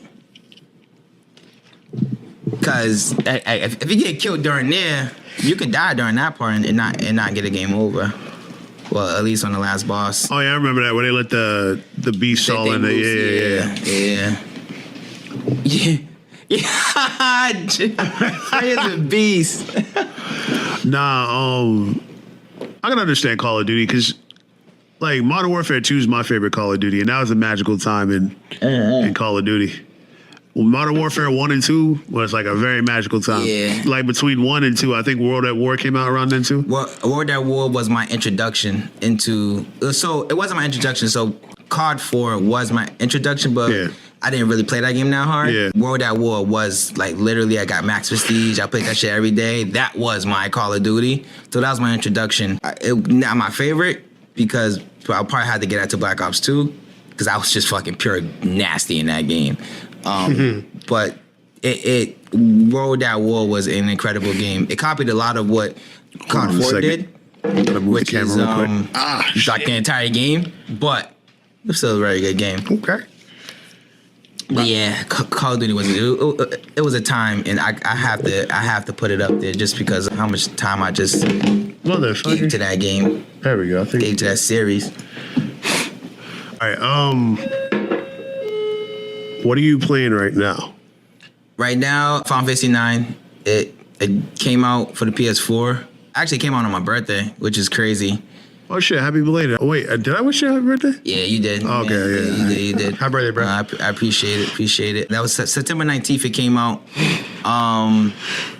Yeah, it was actually a surprise release, which is the craziest thing. It wasn't like, oh, yeah, we're gonna release Final Fantasy 9 at this time. It was just like, nah, it was Tokyo Game Show. They were just like, wow, here, hold this. Oh yeah, we talked about TGS and we didn't even talk about that. Yeah, I'm just like, yo, what the hell? It's just kind of crazy that this my favorite Final Fantasy, one of my favorite games, and they just released it on my birthday like that, which was really dope. And I got it as a birthday gift from my man Young. Shout out to my nigga Young. Young. Who is that? Hold on. Go ahead. Check that. Yeah, I got it. Yeah. Oh, The Witcher 3 is my shit. Actually, I'm actually kind of excited for The Witcher because they just got 4K support. So I'm actually about to go back to The Witcher. Yeah, because they got the 4K joints. Wasn't like the 10th anniversary of The Witcher? Yes, The Witcher series. Yeah. Yep. I definitely got to go back to The Witcher because I haven't even beat it yet. But the one thing about that game, dude, I love the side quests. They're so incredible. It's ridiculous. I haven't gotten into The Witcher yet. The Witcher is sick. It's like, it's one of those games, like, the combat system, it's cool. It's definitely cool. It's not like the flashiest thing. So if you're looking for like somebody to do like the coolest moves ever, it's not that. But it's hard. And you have to think. But the story is what really drives it, and those side quests. The side quests are like stories within themselves. Yeah. Like they'll tell a whole entire story in a side quest that you'll think was part of the main story, but nah, this is just some guy that you just met. Like, yo, the side stories in that game. Yo, the side story had like one of them was about like about demon baby. And you had to like get rid of the baby. Got to do like bury the baby, do certain shit. That shit was insane. And the baby was like alive and attacking and shit. Nah, I watched him like. Yo, I was like, there's somebody crazy downstairs. I was like, somebody crazy. You're not even gonna look. Come on, bro. Oh, we recorded, fam. I'm sorry. Oh yeah, we don't know who you are. Nah, I was watching somebody stream that on Twitch a couple weeks ago. And I was like, it looks pretty interesting. I just haven't jumped into it. Yo, Witcher 4 though, man. My what? Y'all play Witcher 4? Oh no, Witcher 3 you mean? Witcher 4's now yet. Yeah, it is. Nah, Witcher 3. You sure? 3's the latest. Oh yeah. Yeah, 3. Yeah. Oh yeah. yo, I'm gonna give him the false hope because Witcher 3 is the shit. Nigga said side quests and Witchers are like 2 hours. Hell yeah, no bullshit. Yeah, they are. But they're lit though. They be chain reaction. Like you got to do this is that. It's the side quests in Witcher are better than the main stories in like 90% of every game that's out. The DLC is pretty fire too. The DLC, the vampire one has an interesting story to it. But y'all niggas be playing Gwent and shit. Oh hell yeah! I don't. Yeah, I haven't got into the game enough to even get to Gwent itself. But Gwent was. Wait, did you just recently start playing The Witcher? Yeah. No. I actually had it probably like maybe a year after it came out. But like I played so many different games at one time. I feel you. Nah. Witcher 3 is my shit, man. And the Gwent system, got 4K support, so I'm definitely Gwent system, man. But yeah, I was tripping when I said Witcher 4 because I love that game so much. I was like researching when the next one was coming out, and apparently Project Red is not. They're not planning to release another one. I heard it sucks. They're focusing on another series. I forgot the name of it, but it's supposed to be like space age, like dystopia or something like that. So the Project Red. The one thing I like about them is that, yes, they care about their fan base, and they also really care about their games and how their games are created, how they're done, what stories they tell and stuff like that. They still have that passion in game development that I feel like is lost in a lot of game companies. Like if you compare games that were created 20 years ago to now, like compare Square Enix RPGs that were created then and created now. Compare Street Fighter that was created then and created now. Like of course, these games have more characters and more like shebang, but like the love that was put into those games. I was about to say that inside, too. You know, the love. You know what I'm saying? So stuff like that doesn't really happen no more. Like Capcom games, which is why no bullshit. I still feel like Nintendo puts loves in the game. Absolutely. Like their core game. Yes. Their core game. Nintendo puts love in everything. Whatever Nintendo does, they put love in it. And that's why they're Nintendo. Yeah. That's why I love Nintendo to this day, because they're still putting the love in their video games. Yeah, like even their new shit is like dumb fun. Like when I first saw Splatoon, I was like, this shit look all right. And then I played that shit. I'm like, this shit is mad fun. I pre-purchased that shit immediately after that demo. Yeah, I was like, this shit is hard, nigga. You'd be like, what the hell? It's like little kids game. They like shooting paintballs at each other. Bro, even Pikmin, bro. I was like Pikmin. Bro, Pikmin let me tell you, right? I was like, Pikmin? I was like, get out of here, right? But he was like, yo, can you download Pikmin for me? Can you put Pikmin on this shit? So I was like, yo, I never played Pikmin. I was like, this shit don't even look fun, whatever. Yo, I was just watching him play that shit. Yo, niggas got mad into that shit. No bullshit. I gotta do the stream of Pikmin 2, man. Yo, that shit was I beat Pikmin 3. Actually, Pikmin 3 is my first. Like, it took me, like, I never played it until, like, let's say, like, the past year or two. Mm-hmm. Pikmin 3, like the newest one that came out for the Wii U. Split. They probably gonna do that for the Switch, like they always do the DX. Yeah, they be dumb not to, do one. Split. Pikmin. I don't know what it is, man. It's just fun. Yeah, but I was sleeping on Pikmin until he was playing it. And I was like, yo, that shit's kind of hard. Still to this day, I don't even know like the actual concept of Pikmin. Yeah, I know the game. I know how it looks and all this. It's like, I even know how to play it. It's like what to do. Like the best way to explain it is like, I gotta explain the story a little bit. So like, you're a space, like this little space thing, and you, exactly. And then you land on some weird planet, and then your rocket is like messed up, so all the pieces that you need are scattered around, and you stumble upon this species called Pikmin because they're friendly and they help you, and then you find out that groups like they can, like, I guess, I don't want to say eat other things, like they attack them and eat them, and they transfer it to the spaceship and turn it into like more Pikmin. So that shit sounds lit. Yeah, and like it carries stuff, and like it has a daylight system where like you have like 12 hours until nighttime, and then you gotta go round up like Pikmin and go back to the spaceship. Do they have a Pikmin for 3DS? I think they're coming out with one. Oh, bro. Yeah, they are coming out with one. I don't know when it comes out though. Yeah, like, it seems like a simple concept, but when you actually play it, I'll let you know how it is.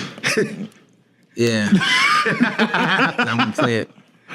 I'm gonna try it out, but I have access to a lot of 3DS games. So actually, I remember. We're not gonna say what. Yeah, access. Going ham. I'm just like, bro. I don't know, man. He has a plug. I know who he has the plug. I know who is the plug. Yeah. Yo, they try to light me up in the PS4 chat, bro. I wasn't trying to clap up that whole party chat.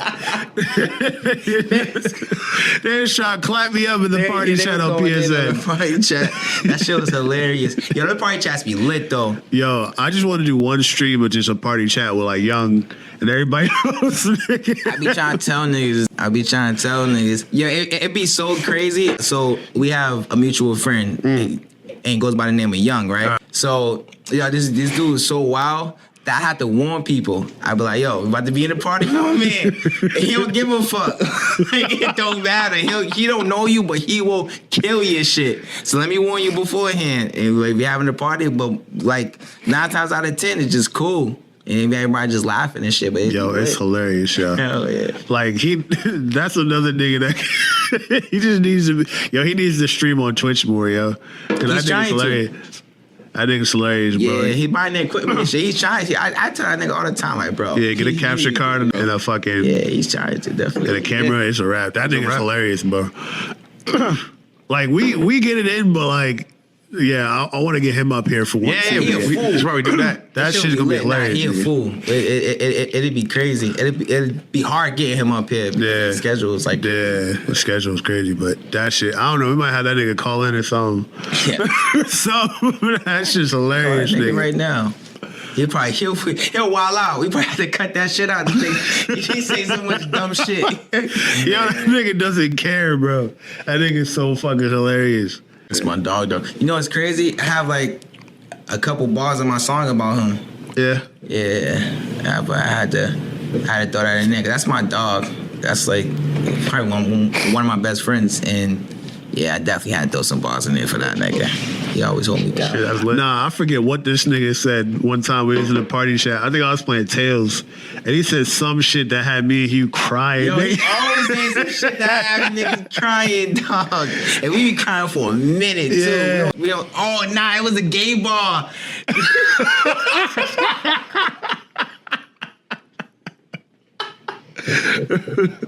Yo, what the fuck did he say? Yo, I don't even remember that shit had me crying. It was definitely about a gay bar and then him being in a gay bar. Some shit like that. The shit was fucking hilarious, dog. Cause nigga, he always freestyling, but he fire though. I mean, he be dead freestyling. Dog. This should be lit. But this nigga's stupid. That's just hilarious. Yo, he's the one that started that. What's that, tax? Yeah. What's that, tax? What's that, fags? Yo, next time I get in a party chat, I'm just gonna record that shit, nigga. It'll be lit. No bullshit. We can make a TV show out of that shit, bro. Yeah. YouTube Red series right there. It's called shit party chat. Because no, I kid you not. Like, that would definitely be dope. Because our party chat would definitely be lit. Yo, that is a good show idea. Damn, we gotta make a pitch for that shit. Nah, I kid you not. I kid you. Everybody playing their own separate game. And actually, it would be kind of lit. You have like the different screens. Yeah. Like everybody's playing like different games, but we all just shooting the shits in the party chat. And then like the people that are viewing, they can view whatever game they want to. They can go to this screen, that screen, but they still hear the party chat. That's kind of like the. Hold on, shit. We can't be saying this shit. You know, might have to put that down. Well, no, they got multi-Twitch, but nobody's ever like really. Well, they have like streamer houses and shit, but nobody's gonna do it the way we do it, so it doesn't matter. Everybody gotta get a capture card. We figured some shit out. Nah, we laying out the blueprint for niggas right now, bro. Yeah. Nah, we gonna have some shit. We're gonna start talking about that.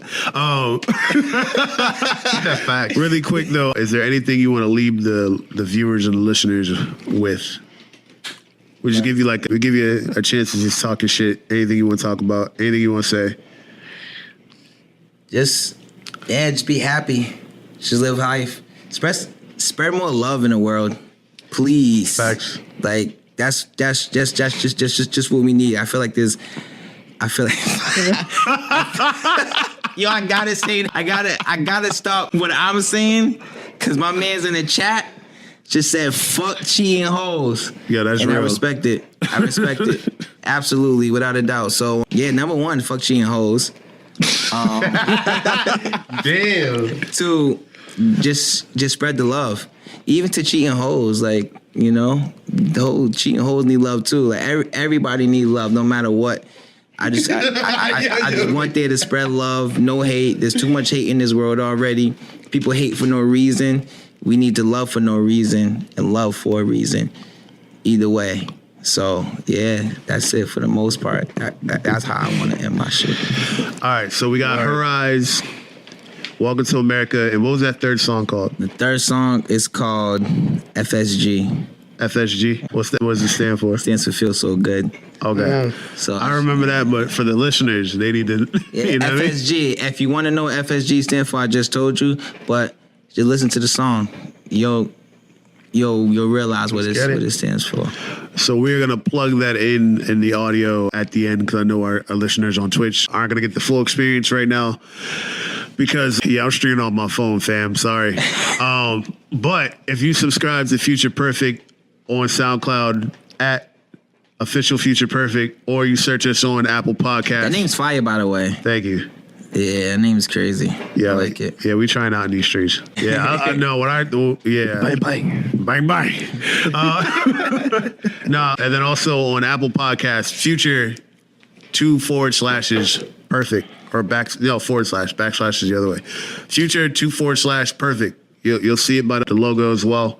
Sub to us there. This episode will be dropping. This is we on 5. This is 5. Yeah. It is 5. Yeah. 5. Nice. 5. That's dope. So we're gonna plug all that at the end for you for sure. Future Perfect. You shout out the intro, have Future, and then if you met you, don't trust you, I'm going perfect. I know you already got the perfect. Yeah. But add the Future part, the Young Metro part, because it'd be Future Perfect. I might have to do that. I'm thinking, yo, I got some crazy. I might plug it in the beginning of this one, but my boy does the movie voice, so I had him do like mad drops for us too. This shit's crazy. Oh, for real? Yeah. Okay, Like our description on Apple Podcasts, I got that nigga to read it in the movie voice. That shit's crazy, nigga. It is lit. Yo, Radical, anything you want to leave us with? Nah, man. It's same as always. Peace and love, man. It's just I respect it. It's crazy out here, yo. People need to love more, hate less, and work together. Build a community. Help when you can. And Yeah, work together. That's it. I like that. All right. First of all, I want to thank my connect, the most important person with all due respect. All right, cool. Nobody caught that. Yo, we need to end it right there. Just end it right. Like, Damn, I might have actually given something away. Shout out to my man, the agent. We had a project dropping soon in November. His beats are fire. I'll show you some of his beats too for you to get out of here. But yeah, we working on a nice little project. I'm gonna shout out something for you. Master Frito is still available now. Make sure you go purchase that. You got a couple collabs that dropped too. You want to talk about those real quick? Yeah, Stop being humble, man. Get your shit off. You too, man. Get your shit off. Y'all being humble right now. I don't need that shit. I'm chilling. They just dropped some shit with Sumatra from Australia. These young cats.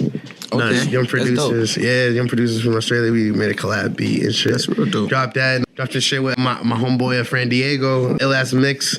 Lots of flavorful vibes, high energy, Caribbean, Afro, future influence in there. So check that out. Nice. That's dope. Motion 5. That's the mix. On SoundCloud, but everything's on SoundCloud. So that's Radical One on SoundCloud, ONE. And yeah, that's Millie Rock. Are we? So And then you can reach me on Instagram at _brave__. And then on Snapchat, it's X_X brave. And that's just brave spelled regular, BRAVE. Yeah. And my SoundCloud is a lot. Oh, I think you had the link in your Instagram. Actually, yeah. My SoundCloud is in my bio on Instagram, so check that out. Again, my Instagram is _brave_, and then my Snapchat is X_X brave. Word. All right, so now that y'all stop being humble for a minute, cause we're here to celebrate y'all niggas. So, he's here every week, so we're here to celebrate you, man. So I was like, make sure you get everything you need off your chest. Yeah, I appreciate it. Fuck with it. Let me think real quick. Yeah, so shout out to my man T.A. The agent. We got something dropping soon. He's been teasing a track on his IG that's a part of this project, so that's going to be pretty crazy. Yeah, I can't wait till I get to that level. Teasing tracks. Damn. Damn, I don't know if I'm there yet, but shit, it's working, nigga. Shit. Then now buzzes. What that feels like.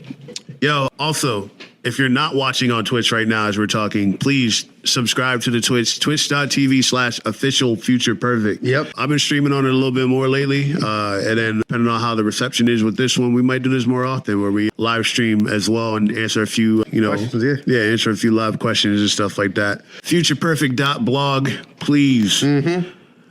Yeah, Mark that shit. Read some of the articles on there. I want to just throw something out here real quick. Yeah. That just came to my mind. Loaded Lux murdered that Funk Flex freestyle. Oh, yeah, that shit was hard. Did y'all hear that shit? I did. You heard it. You didn't hear it? Yeah, Oh, my God. That's top 3. Best freestyles on Funk Flex, without a doubt. Yeah, definitely. Without a doubt. It might be like the best. Yo, he fucking killed that shit.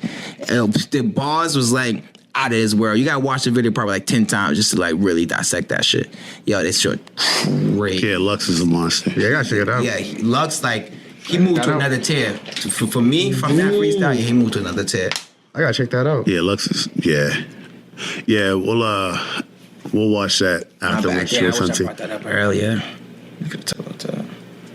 Nah, Lux is out there, man. Nah, Lux is my...